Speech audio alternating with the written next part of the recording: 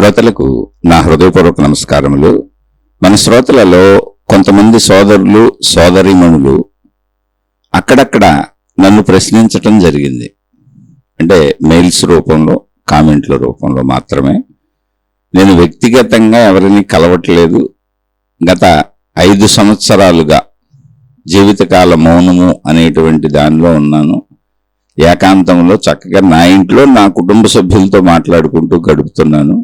జీవితకాల మౌనము అన్న పదమునకు అర్థం బయట వ్యక్తులతో సంబంధ బాంధవ్యాలు, ప్రపంచంతో సంబంధ బాంధవ్యాలు తగ్గించుకున్నాను. నా 51వ సంవత్సరంలో ఇలా పెట్టుకున్నాను. ఇప్పుడు నాకు 57వ సంవత్సరం. నేను మౌనం పెట్టుకొని 5 సంవత్సరాల నుండి 6వ సంవత్సరం నడుస్తుంది. మౌనము అంటే సంపూర్ణ మౌనము కాదు. ఏ పదం పెట్టాలో అక్కడ తెలియక జీవితకాల మౌనము అన్నప్పుడు ఈ పదాన్ని ఉపయోగించాను. నా కుటుంబ సభ్యులతో మాట్లాడుకుంటాను. నా భార్యతో, నా కొడుకుతో, నా కూతురుతో. మా ఇంట్లో మా అత్తగారిని మేమే చూస్తున్నాం. పెద్ద వయసు, వారు ఉంటారు. ఆవిడకి అవసరమైనప్పుడు మాట్లాడతాను. మా ఇంటికి అవసరమైనప్పుడు లేదా మాకు అవసరమైనప్పుడు డాక్టర్ల దగ్గరికి వెళ్ళినా, ఏ మందులకు వెళ్ళినా, అటువంటి అవసర సందర్భాలలో ఆ వ్యక్తులతో మాట్లాడతాను. ఏదైనా ఇంటి పనులు, రిపేర్లు ఇటువంటివి వచ్చినా అటువంటిప్పుడు మాట్లాడతాను. మరి ఇంకేంటయ్యా మౌనం అంటే, ఇక ఇతర ఏ విధమైన సంబంధ బాంధవ్యములు మనుషులతో పెట్టుకోవట్లేదు. పనుల నిమిత్తం ఇక్కడ బ్రతుకుతున్నప్పుడు ఇప్పుడు కిరాణా సరుకులు తెచ్చుకోవాలి, కూరగాయలు తెచ్చుకోవాలి, కొన్ని అవసరమైనవి ఉంటాయి. అంతవరకే మాట్లాడతాను. ఇక మిగిలింది మౌనంగా ఉండటం అలవాటు చేసుకున్నాను. ఇదిగో మీతో ఈ శీర్షికలు పంచుకుంటూ ఉంటాను. ఇంతే. జీవితకాల మౌనం అనేది ఏదో నేను వెళ్ళిపోయి ఎక్కడో తపస్సులేం చేయట్లేదు. చక్కగా ఇంట్లో హాయిగా ఆనందంగా గడుపుతున్నాను. అసలు ప్రపంచాన్ని, మనుషులను, సంబంధ బాంధవ్యములను మనం ఏర్పరుచుకుంటున్న వాటిని తగ్గించుకొని ఉండే ప్రయత్నం చేస్తున్నాను. ఇది కొంత ఆధ్యాత్మికత వలన ఇలా ఉండగలుగుతున్నాను. కానీ ఆధ్యాత్మికత కోసం, ఆత్మజ్ఞానం కోసం ఇలా ఉండాలి అని నేను నిర్ణయించుకోలేదు. నా కుటుంబంలో వచ్చినటువంటి కొన్ని సమస్యల వలన, ఇబ్బందుల వలన, నా కుటుంబము అని నేను అన్నప్పుడు నా భార్య, పిల్లలు అందులో లేరు. ఇక మిగిలినవి మీరు ఊరికనే అర్థం చేసుకోండి. మా పర్సనల్ విషయాలతో ఎవరికి పని లేదు. అవి కూడా పెద్ద పెద్ద విషయాలేమి కాదు. కానీ కొన్ని సమస్యల వలన ఎవరిని ఏమీ అనకుండా మౌనంగా నా జీవితం గడుపుకుందాము అని మొత్తం అన్నీ వదిలేశాను. ఈ విషయం ఇంతకు ముందు శీర్షికల్లో కూడా చాలాసార్లు చెప్పాను. ఆర్థిక విషయాలు ఇప్పటి వరకు నాకు ఎలా నడిచిందంటే, కుటుంబానికి సంబంధించినటువంటి, మా కుటుంబ పెద్దలకు సంబంధించినటువంటి, కుటుంబంలో అందరికీ సంబంధించినటువంటి వ్యాపారాలలో ఉన్నాను నేను. చిన్న సమస్యలు ఏర్పడినాయి. మౌనంగా వ్యాపారాలు వాళ్ళకి అప్పచెప్పేసి, అన్నీ అప్పచెప్పేసి పక్కకి తప్పుకున్నాను. ఇప్పుడు ఆర్థిక స్థితి అనేది నాకు ఇంతకు ముందు నేను పనిచేస్తున్నప్పుడు ఏర్పరచుకున్న ఇల్లు కానీ, కొంచెం దాచుకున్నటువంటి డబ్బులు కానీ అనుంటే వాటితోనే బ్రతుకుతున్నాం మా కుటుంబం మొత్తం. ప్రస్తుతానికి నేనేమీ చేయటం లేదు. కొంతకాలం ఇలా ఉండదలిచాను. విషయం అది. ఇందులో ఎవరి తప్పు లేదు.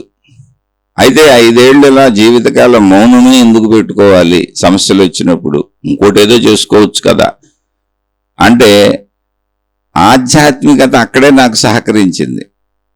ఘర్షణ పడకుండా, ఎవరిని నిందించకుండా, ఎవరి జోలికి వెళ్లకుండా, మనను నిందించి మనపై దుష్ప్రచారాలు చేస్తున్నా సరే మౌనముగా ఉంటూ, నీ పని నువ్వు చేసుకో, ప్రశాంతంగా ఉండు అనేటువంటి స్థితి నాకు ఆధ్యాత్మికత వలనే వచ్చింది. ఆధ్యాత్మిక జ్ఞానం వలన.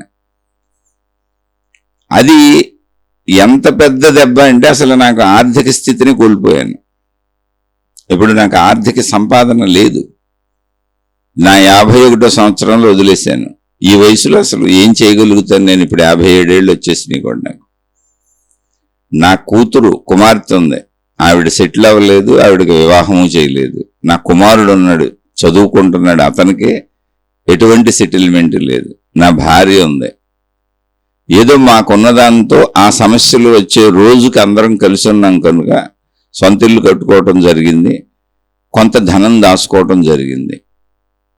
ఆ ఉన్నటువంటి సంపదల్ని వాడుకుంటూ కొద్ది కొద్దిగా అమ్ముకుంటూ బ్రతుకుతున్నాం ఇప్పుడు. సరే, కాలంలో ఏం జరుగుతుంది అనేది అదేం పెద్ద విషయం కాదు. మనిషికి ఎప్పుడూ కాలంలో అన్నింటికీ దారులే ఉన్నాయి. ఇక్కడ ప్రతి మనిషి హాయిగా ఆనందంగా బ్రతకటానికి అన్ని దారులు ఉన్నాయి. అయితే మనిషి ఎందుకు గందరగోళపడతాడు అంటే ఆధ్యాత్మిక జ్ఞానం తెలియకపోవటం వల్ల.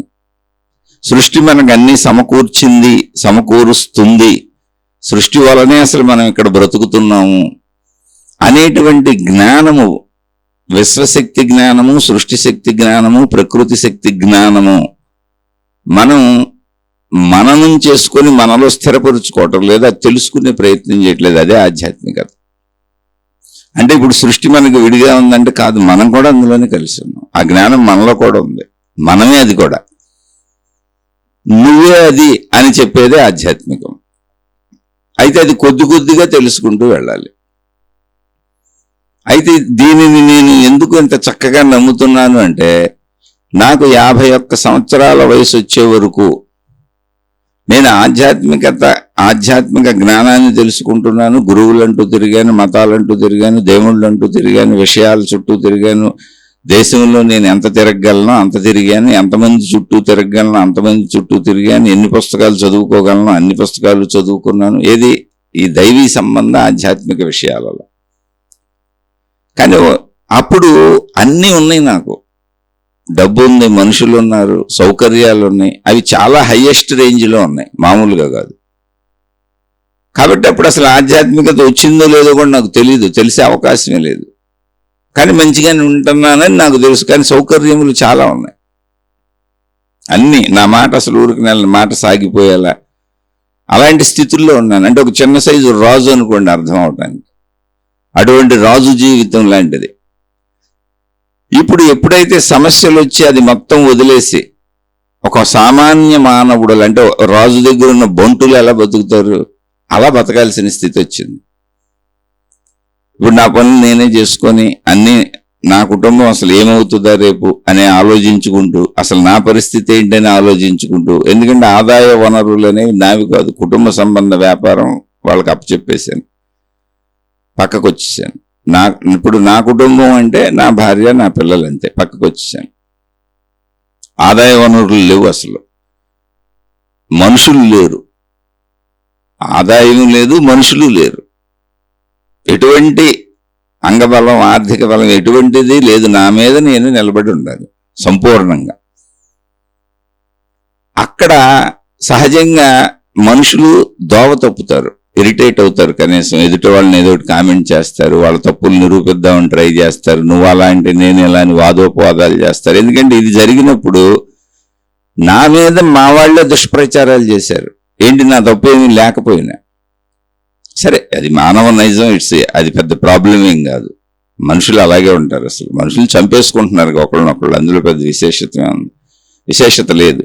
అన్ని సంబంధ బాంధవ్యాలలోనూ ఒకరినొకరు చంపుకున్నారు. ఎంత దగ్గర సంబంధాలైనా, తండ్రి కొడుకులు, తల్లి కొడుకులు, భార్యాభర్తలు, అన్నదమ్ములు, అక్క చెల్లెళ్ళు. మీరు ఇప్పుడు కోర్టు కేసులు అన్ని బోల్డ్ ఉంటాయి ఇప్పుడు వెళ్ళి చూస్తే. కాబట్టి వివాదాలు అసలు మనిషి సహజ లక్షణం. అక్కడ నాకు నన్ను ఎన్నంటున్నా ఏమీ అనకుండా మౌనంగా ఉండగలిగినటువంటి మానసిక స్థితి వచ్చింది. అప్పుడు అర్థమైంది నాకు, ఓహో, ఇన్ని సంవత్సరాల నుంచి నేను సుమారుగా నా 17-18 ఏళ్ల వయసు నుంచి ఏదో ఒక పుస్తకం చదువుకుంటూ ఏదో ఒక దేవుడి చుట్టూ తిరుగుతూనే వచ్చాను. ఓహో, నేను నిలబడగలను. నాకు ఇప్పుడు ఎవరన్నా నన్ను అన్నా కూడా తిరిగి వాళ్ళని ఏం అనాలని లేదు అనేటువంటి స్థితి. మొత్తం అన్ని వదిలేసి పక్కకొచ్చి కూర్చొని ఒక బంటుల రాజు స్థితి నుంచి బంటు స్థితికి వచ్చి మౌనంగా ఉండగలిగేలా వచ్చింది. ప్లస్ నేను జీవితకాలం మౌనంలో ఉంటాను, ఇంకెవరితో మాట్లాడనని అటువంటి ఆలోచన కూడా ఎందుకు వచ్చింది అసలు అలా పెట్టుకోవాలని అంటే ఘర్షణల వల్లనే వచ్చింది, సమస్యల వలన. ఎందుకు ఎవరిని అనద్దు, ఎవరి వాళ్ళకి ఇచ్చేసి మనం ప్రశాంతంగా ఉన్నాం, మనకు ఏ హక్కు లేదు, మనం తయారు చేసుకున్నవి కాదు ఈ వ్యాపారాలు ఇవన్నీ, మనకు అసలు హక్కే లేదనుకున్నాను, పక్క వచ్చేసాను. ఈ భావన ఎందుకు వచ్చిందంటే ప్రకృతి, భగవంతుడు, దైవశక్తి ఒకటి అసలు నడిపిస్తుందని. లేకపోతే హక్కుల పోరాటాలు చేసుకుంటారు మనుషులు కూర్చొని. ఇళ్లలో వచ్చే అన్ని ఆస్తి తగాదాలు, హక్కుల పోరాటాలు అవే. నాకు అసలు ఆ భావన రావట్లా. నాకు హక్కు లేకపోవటం కాదు, హక్కు ఉంది, అన్ని చోట్ల ఉంది. కానీ అసలు భావనే రావట్లా హక్కు ఉందని. ఎందుకని అంటే మొత్తం సృష్టి ఒక ప్రణాళికలో నడుస్తుంది. దాన్ని మనం దేవుడు దేవత అని చెప్పుకుంటున్నాం. మతాలు మార్గాల వాళ్ళందరూ దేవుడు దేవత అంటారు. ప్రకృతి మొత్తం ఒక ప్రణాళికలో నడుస్తుంది. అందులో మనం కూడా కలిసి ఉన్నాం. మనకు కావలసినవన్నీ అవే ఏర్పాటు చేయబడతాయి. మన కర్మానుసారం మనం చెడు చేస్తే చెడు, మంచి చేస్తే మంచి, అవి వస్తాయి అనేటువంటి భావన వలన ఎవరి మీద నాకు హక్కులు ఉన్నాయని నేను అసలు అనుకోవట్లా. భౌతిక జీవితం మామూలుగా జీవిస్తాను. నా ధర్మాలు బాధ్యతలు చేస్తాను. ఈ ధర్మాలు బాధ్యతలు చేయాలి. మనకి వాళ్ళ ధర్మాలు బాధ్యతలు ఎవరు చేయకపోయినా, మనకు అన్యాయం చేసినా, మన మీద మనకి ఇబ్బంది కలిగించినా, మన బాధ పెట్టినా, కష్టపెట్టినా, నష్టపెట్టినా, అది ప్రకృతి పరమాత్మ వైపు నుంచి వస్తుంది, విశ్వశక్తి వైపు నుంచి వస్తుంది, సృష్టి శక్తి వైపు నుంచి వస్తుంది. కర్మ సిద్ధాంతం ప్రకారం జరుగుతుంది. ప్రశాంతంగా కూర్చుందాం, ఏం జరగాలో జరుగుతుంది అనేటువంటి ఒక మానసిక స్థితి వచ్చింది.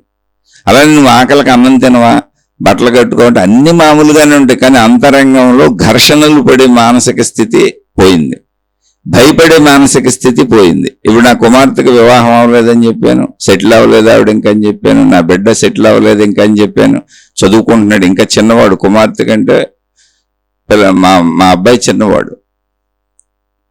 అలాగే నాకు భార్య ఉంది. మా బ్రతుకుకు సరిపోయినంత ధనం మా దగ్గర లేదు. ప్రస్తుతానికి ఉన్నతి అమ్ముకొని తిని బతుకుతున్నాం. అయితే నేను అత్యద్భుతమైనటువంటి స్థితుల్లో జీవితం సాగించుకుంటూ వచ్చని చెప్పాక ఒక రాచరికపు ఒక చిన్న రాజు వల్లే గడిచింది. ఆ స్థితి నుంచి బంటు స్థితికి నేనే తెచ్చుకున్నాను. ఘర్షణలు వద్దని వదిలేసి వచ్చాను. అయినా కూడా వీళ్ళ పరిస్థితులు ఏంటి అన్నప్పుడు నా కుటుంబంలో తండ్రిగా, భర్తగా నేను చేయవలసిన ధర్మములకు వచ్చినప్పుడు ఆలోచన వస్తుంది. ఆ ఆలోచన కొంచెం కదుపుతుంది, అశాంతిని కలిగిస్తుంది. కానీ అక్కడ ఒక అద్భుతమైనటువంటి సృష్టి జ్ఞానం నాలో నిలబడింది. అందుకని మీకు చెబుతున్నాను, నాదేదో డబ్బాలు కొట్టుకోవాలని కాదు. ఎందుకు ఈ శీర్షికలు మీతో పంచుకుంటున్నాను అంటే, ఆ జ్ఞానం వస్తే భయం ఎగిరిపోద్ది. ఆ పరిస్థితుల్లో కూర్చొని చెబుతున్నాను నేను. ఆ పరిస్థితులు అనుభవిస్తూ చెబుతున్నాను. 5 ఏళ్ల నుంచి జీవితకాల మౌనంలో ఉండి చెబుతున్నాను. 6వ సంవత్సరంలో గడుపుతూ చెబుతున్నాను. నేను అనుభవిస్తేనే నాకు అర్థమైంది, లేకపోతే అసలు అర్థం కాలేదు.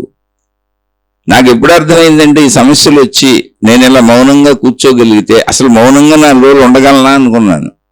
ఎందుకంటే అప్పటి వరకు నా చుట్టూ కనీసం రోజు మినిమం 100 మంది ఉంటారు. మా దగ్గర పనిచేసే వాళ్ళే 50-60 మంది ఉంటారు. 1000 మందితో సంబంధ బాంధవ్యాలు ఉన్నటువంటి వ్యాపార సంస్థలు మావి. అంటే మావంటే మా కుటుంబ పెద్దలు. ఎప్పుడు మనుషులు ఏ ఊర్లోనే మాకు తెలియని వాళ్ళు ఉంటారు, ఏ పనైనా అయిపోద్ది. అటువంటి స్థితి నుంచి ఇప్పుడు నా కూరగాయలు నేను తెచ్చుకుంటే తప్ప కూరగాయలు దిక్కుకోలేదు. నేను వెళ్ళి తెచ్చుకునే తప్ప చిన్న మందు బిళ్ళ తెచ్చుకునే దిక్కుకోలేదు. కానీ అది అసలు నాకు ఎక్కడ మానసిక బాధను కానీ, భయాన్ని కానీ, ఇబ్బందిని కానీ కలిగించాల. స్థితి మార్పు నేను చెప్పేది. పైగా ఇంత స్థితుల్లో కూడా ఘర్షణ పడాలనిపించాల, మౌనంగా ఉందాం అనిపించింది. అందుకని జీవితకాల మౌనము అన్నా. జీవితకాల మౌనము అనేది నా అవసరాలకు మాట్లాడతాను. ఎందుకని మౌనం అని ఎదుటోళ్ళని ఇబ్బంది పెట్టలేనుగా నేను. ఏదో పని చేయడానికి ఎవరో వచ్చారు, వాళ్ళకి ఎలా చెప్పాలి, ఎన్ని రకాలుగా మనం సైకిల్ చేయాలి, లేకపోతే కాగితాలు ఎన్నిసార్లు రాసివ్వాలి, ఎప్పటికి అర్థమవుతుంది. జీవితంలో ఎప్పుడు పనులు ఉంటాయి. ఇప్పుడు ఇల్లు ఉంది, కుటుంబం ఉంది, బాధ్యత ఉన్నప్పుడు పనులు ఎందుకుంటే కరెంటు రిపేర్లు ఉంటాయి, మోటార్ రిపేర్లు ఉంటాయి, రోజు ఏదో ఒకటి వస్తూనే ఉంటుంది. అప్పుడు వాళ్ళతో అంతవరకు మాట్లాడతాను. నాకు పని ఉన్నప్పుడు మాట్లాడతాను. ఇప్పుడు మీతో శీర్షికలు పంచుకుంటూనే ఉన్నాను అప్పటి నుంచి. సుమారు 4 ఏళ్ళు 4.5 ఏళ్ళు అవుతుంది, 4 ఏళ్ళేమో పంచుకుంటానే ఉన్నాను. కొంతకాలం చెప్పలేదు, మౌనంగా ఉన్నాను. తర్వాత శీర్షికల్లోకి వచ్చాను. అంటే ఎందుకు చెబుతున్నానంటే, ఇలా మౌనం వచ్చి ఉండకపోతే, ఇలాంటి సంఘర్షణ వచ్చి ఉండకపోతే అసలు డబ్బును వదలగలను, డబ్బును వదిలేసి నేను ఉండగలనని నాకే తెలియదు. ఎందుకంటే విపరీతమైన డబ్బులో ఉన్నాను, కోట్లు. మా వ్యాపారాలు కోట్లలో సాగేవి. నేను విపరీతంగా డబ్బులు నేనే పంచేవాడిని అందరికి. అటువంటి స్థితిలో ఉన్నాను. ఇప్పుడు డబ్బు వదలగలను అని తెలిసింది అసలు. అలాగే కీర్తి, విపరీతమైన కీర్తి వదలగలను అని తెలిసింది. ప్లస్ దుష్ప్రచారాలు, అంటే నా మీద నిందలు వేసిన ఉండగలను అనేది తెలిసింది. అంటే నన్ను ఎవరన్నా తిట్టినా నేను తిట్టకుండా ఉండగలనని నాకు తెలిసింది. ఇవన్నీ ఇంతకీ నాకు తెలిసిన విషయాలు. నాకు అంతకుముందు తెలియదు, తెలిసే పరిస్థితి అసలు లేదు. ఎందుకంటే అన్ని బ్రహ్మాండంగా సాగిపోతున్నాయి, అన్ని పొగడ్తలే. నిరంతరం నన్ను పొగుడుతూ ఉంటారు, ఎందుకంటే అక్కడ బాసుని నేనేం చేసినా రైటే. డబ్బు అసలు లోటే లేదు, కీర్తి అసలు లోటే లేదు, మనుషులు పనులు ఎక్కడ ఏ పని ఉన్నా అసలు నేను చేయక్కర్లేదు. అంటే మంచినీళ్ళ గ్లాసు లేదా మంచినీళ్ళ బాటిల్, మంచినీళ్ళు అంటే ఒక చిన్న ఉదాహరణ, మంచినీళ్ళు తాగుదామంటే అది నా చేతికి వచ్చేస్తుంది. నా చెయ్యిని ముందుకు కూడా పెట్టక్కర్లేదు, నా చెయ్యి ఎక్కడ ఉందో అక్కడికి తెచ్చి అందించే అంత ఏర్పాట్లు మనుషులు ఉన్నారు. అసలు లోటు అనేది తెలియదు ఏ విషయంలోనూ. అటువంటి స్థితి నుంచి ఒక్కసారిగా బంటు స్థితికి పడిపోతే మనసు అసలు ఏం అలకల్లోలం అవ్వలేదు. అయిపోద్దని నేను అనుకున్నా, అయిపోద్ది నా పరిస్థితి, తలకిందులు నేనే చేసేసుకున్నాను, జీవితకాలం మౌనం పెట్టుకున్నాను. కానీ తలకిందులు అవట్లా, నన్ను నేనే చూసుకుంటున్నా. ఇదే నేను మౌనంగా ఉండగలనా పెట్టుకున్నా అంటే, నేను మౌనం అని పెట్టుకుంది ఎందుకు మళ్ళీ క్లారిటీ ఇస్తున్నా. జీవితకాల మౌనం అని పెట్టుకోకపోతే, నా దగ్గరికి ఎవరో రావద్దు అని నేను చెప్పకపోతే ఎవరొకళ్ళు వస్తారు, ఏదో ఒకటి మాట్లాడతారు. పరిస్థితులు మారిపోయినాక అటు ఒక వర్గం అవుద్ది, ఇటు ఒక వర్గం అవుద్ది, చర్చలు, ఆ మాటలు ఈ మాటలు బోల్డ్ ఉంటాయి. అప్పుడు మనం నిందిస్తూ ఉంటాం మన ఎదుటి వాళ్ళని. ఎప్పుడు మనిషికి ఉన్న లక్షణం అది. తనదే కరెక్ట్ అని ఎదుటి వాళ్ళు తప్పని నిరూపించుకోవడానికి నిందలు మొదలు పెడతారు. నాకు అసలు అటువంటి ప్రవృత్తి ఆలోచన రాలేదు ఆ ఘర్షణలో. అందుకని జీవితకాల మౌనం పెట్టుకుని ఎవరో రాకండి, అసలు ప్రశాంతంగా నన్ను ఉండేవాడి, మీ గొడవ మీరు పడండి, నా గొడవ నేను పడతాను. అసలు నిందించాలన్న భావన కూడా పుడతల్లా, ఇప్పుడు కూడా పుడతల్లా. ఎదుటి వాళ్ళు తప్పులు చెప్పాలన్న భావన పుడతల్లా. ఇదంతా ఎందుకు పుడతలేదంటే అసలు ఇదంతా ఒక సృష్టి ప్రణాళికలో సాగుతున్న విషయము. మొత్తం విశ్వపరంగా, సృష్టిపరంగా, ప్రకృతి పరంగా ఆలోచిస్తే అలా సాగుతూ ఉంటాయి జీవితాలు అంతే. అందులో మనుషులు రకరకాల ప్రవర్తనలు, ఇవన్నీ సృష్టికి తెలుసు, ఎలా సాగాలో అలా సాగుతుంది నడకాని. ఈ ఓర్పు, ఈ భయం లేకపోవటం, ఈ బాధ లేకపోవటం, పరిస్థితులకి చక్కగా అన్వయంగా ఉండటం, ఇతరులను నిందించకపోవటం, మన నిందించిన మౌనంగా ఉండటం, అలానే నేను చక్కగా ఆనందంగా ఉన్నా. భయం లేదు, బాధ లేదు, దుఃఖం లేదు. పరిమితమైనవి అన్నీ ఉన్నాయి, భయాలు ఉన్నాయి, బాధలు ఉన్నాయి, అన్ని చాలా పరిమితంగా 10% ఉన్నాయి. అలానే ఇప్పుడు నా కొడుకు కూతురు సెటిల్ అవ్వలేదు చెప్పాను, ఆర్థికత లేదు. 5 ఏళ్ల నుంచి అన్ని అమ్ముకు తింటూ బతుకుతున్నాం, ఉన్న డబ్బులు ఖర్చు పెట్టేసుకున్నాం, తర్వాత అమ్ముటం మొదలు పెట్టాం. రేపేం చేయాలి అనేది మొత్తం అయిపోయినాక కదా ఆలోచన, ఇంకా అవటానికి ఇంకా ఉన్నాయి. కానీ ఆలోచన ఉంది కానీ భయం లేదు. ఇది ఎందుకంటే దీన్నే అనుభవపూర్వకమైనటువంటి విశ్వశక్తో, సృష్టి శక్తో, ప్రకృతి శక్తో, అనుభవపూర్వకమైనటువంటి నమ్మకం. లోపల నమ్మకం అనే పదం కరెక్ట్ కాదు, సృష్టి పనితీరు అర్థమైంది, విశ్వశక్తి పనితీరు అర్థమైంది, దైవశక్తి పనితీరు అర్థమైంది. లేదా ఒక మతంలో మీరు దేవుడు దేవత అనుకుంటే ఆ పనితీరు అర్థమైంది. ఏం జరగాలి అది జరుగుతుంది. చక్కగా మనం ప్రశాంతంగా మంచిగా ఉంటే మంచి వాళ్ళకి ఎప్పుడు మంచిగా జరుగుతుంది. ధర్మో రక్షతి రక్షితః, ఇది అర్థమైంది నాకు. ఇది నా స్వీయ అనుభవం మీకు ఖచ్చితంగా చెప్పాలి, ఎందుకంటే నాకు అంతకుముందు తెలియదు. నాకే నేను 18వ ఏట నుంచి సహజ మనిషి ఎలా బతుకుతాడో అలా బతుకుతూ, అన్ని సరదాలు తీర్చుకుంటూ, అంతగా స్నేహితులతో చక్కగా తిరుగుతూ, కుటుంబ సంబంధ విషయాలు కానీ, బంధుమిత్రులు కానీ, అన్నీ ఒక భౌతిక మనిషి ఎంత హాయిగా బతుకుతాడో, ఎంత సంతోషంగా బతుకుతాడో, ఎన్ని సుఖభోగాలతో బతుకుతాడో అన్నింటితో బతుకుతూ ఆ 18, 17, 18 ఏళ్ల వయసు నుంచి దైవీ మార్గపు విధానాలు కూడా తెలుసుకుంటూ వస్తున్నా, అంత సరదాగానే. 51 ఏళ్ల వరకు ఆపలా, నేను తెలుసుకుంటానే వస్తున్నా. గురువుల దగ్గరికి వెళ్తున్నా, మహాత్ముల దగ్గరికి వెళ్తున్నా. భౌతికము ఆధ్యాత్మికము, భౌతికము దైవీతత్వము సమానంగా నడుస్తున్నాయి. ఇందులో పెద్దగా నేనేదో అద్భుతంగా చేసిన సాధనలు కూడా లేవు, కానీ అది కంటిన్యూటీ సాగిపోయింది నా జీవితంలో. భౌతికత చక్కగా సాగిపోయింది, హాయిగా సాగిపోయింది. ఆధ్యాత్మికము దైవీపర విషయాలు అవి కూడా అలాగే వస్తున్నాయి, వదల్లా. ఆ పుస్తకాలే చదువుకుంటా, ఆ ప్రవచనాలు వింటా ఉంటా. దానికి జీవితంలో ప్రతిరోజు దానికి కొంత టైము తెలియకుండా నిలిపోయింది ఆసక్తి. అన్నీ కలగబలగంగా వచ్చినాయి. కానీ అసలు అది నాకు అబ్బిందా లేదని నాకు ఎడ తెలుస్తుంది అంటే సమస్య వచ్చినప్పుడు తెలిసింది. 51 ఏళ్ల వయసులో అన్నీ వదిలేయాల్సి వచ్చింది. వ్యతిరేకతలు వచ్చినాయి, ఘర్షణలు వచ్చినాయి, దుష్ప్రచారాలు చేశారు. మౌనంగా ఉంటాను, ఎవరిని ఏమన్నా అనే పరిస్థితి నా మానసిక స్థితిలోకి వచ్చేసింది. అందులో ఇప్పుడు భయం పోయింది. తాత్కాలికమైనటువంటి ఆ విషయానికి ఎలా స్పందిస్తాను అన్నది తప్ప మిగిలిన లేవు. అసలు భయం లేదు, కోపం లేదు, ద్వేషం లేదు, ఈర్ష్య లేదు, అసూయ లేదు. ఎందుకు ఎవరి మీద? ఇవన్నీ పోయినాయే పోలేదు ఎలా తెలుస్తుంది? సమస్య వస్తే కానీ తెలియదు.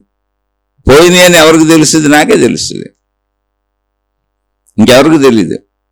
ఒకవేళ నా ఎదురుగా ఉన్న వాళ్ళు తెలియగల వాళ్ళు అయితే వాళ్ళకి అర్థమవుతుంది, మనం ఎన్ని చేసినా అతను మౌనంగా ఉన్నాడు అనేది అర్థమవుతుంది, ప్రశాంతంగా ఉన్నాడు అని.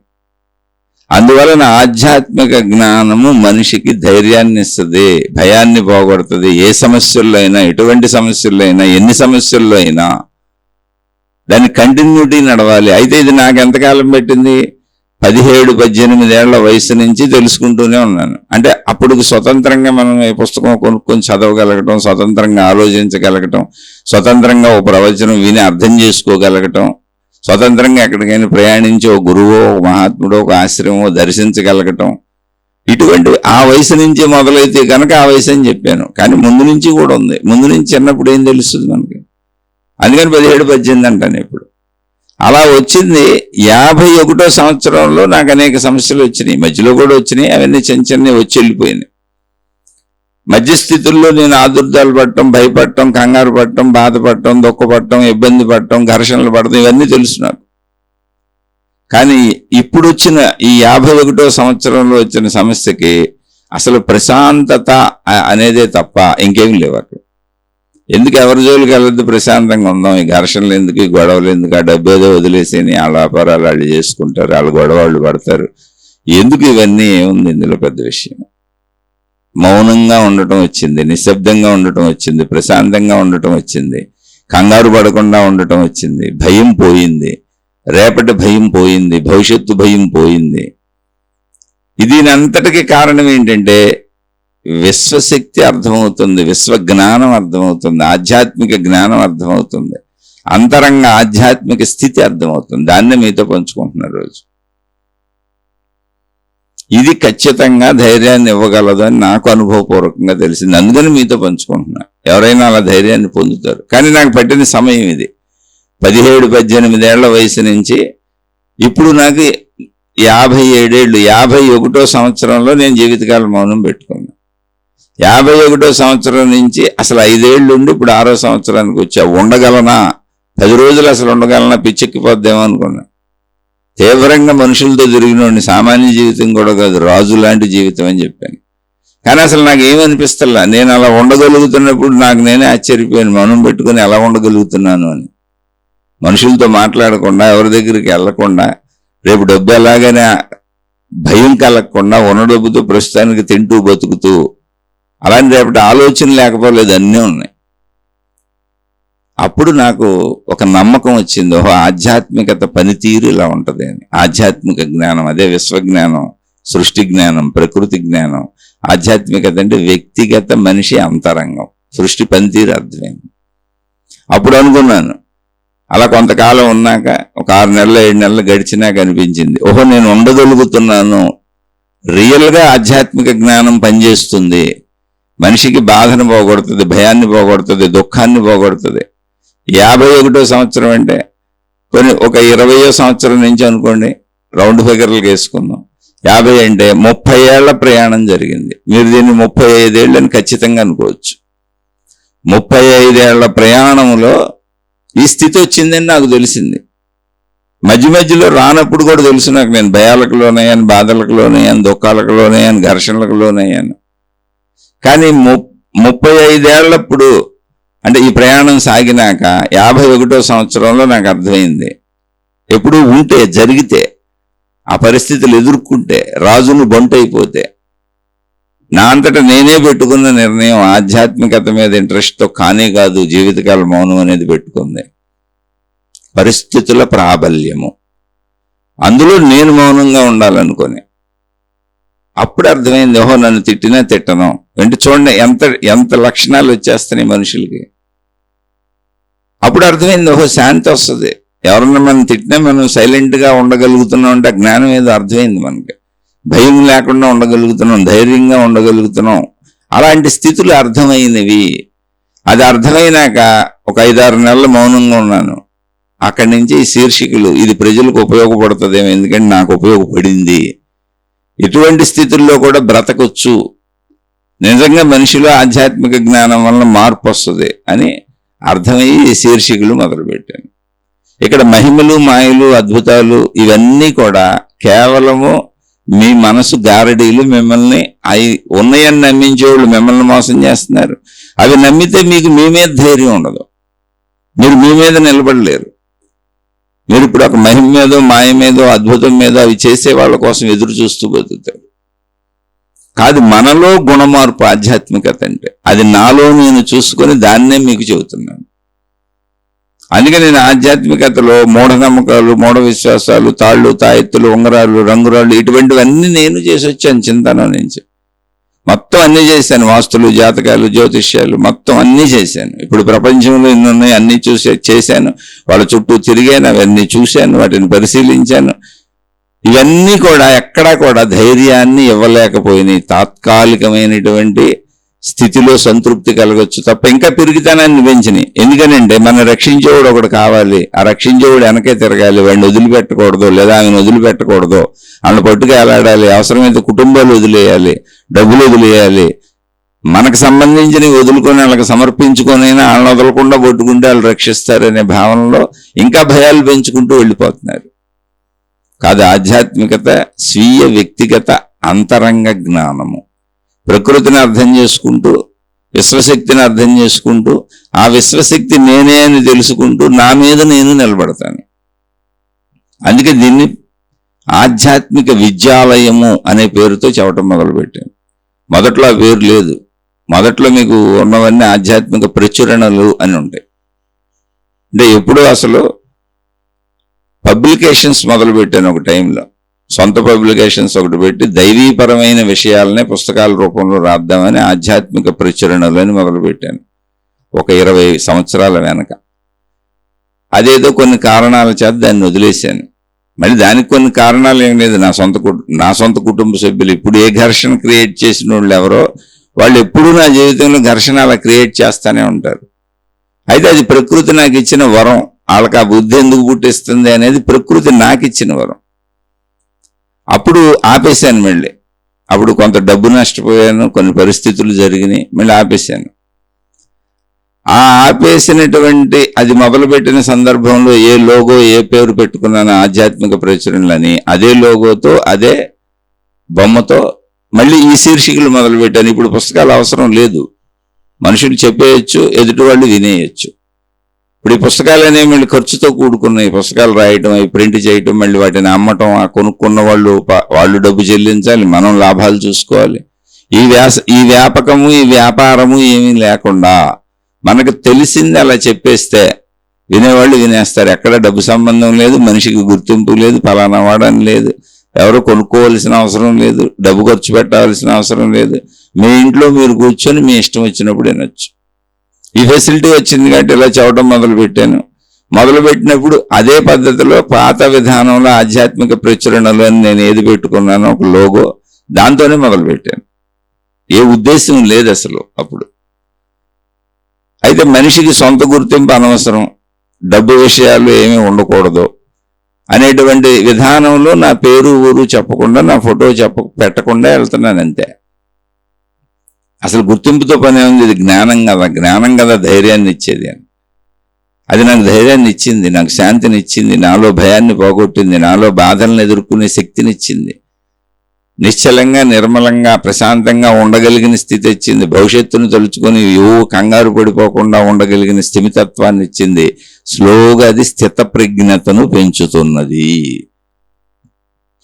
మరి నేను అనుభవించాను కనుక ఎవరికైనా ఉపయోగపడుతుంది అని చెబుతున్నాను. అలా చెబుతూ శీర్షికలు వెళుతున్న కాల గమనంలో ఎక్కడో ఆ శీర్షికల్లోనే మాట్లాడుతూ అనేక మంది ప్రశ్నలు వేస్తూ మళ్ళీ తిరిగి వాళ్ళకి విశ్లేషణగా చెబుతూ వెళుతున్నప్పుడు ఆధ్యాత్మిక విద్యాలయం, అసలు ఈ సృష్టి మొత్తం ఆధ్యాత్మిక విద్యాలయం, ఇందులో బ్రతుకుతున్నంటే మనుషులుగా వచ్చిన అందరూ ఆధ్యాత్మిక విద్యార్థులే.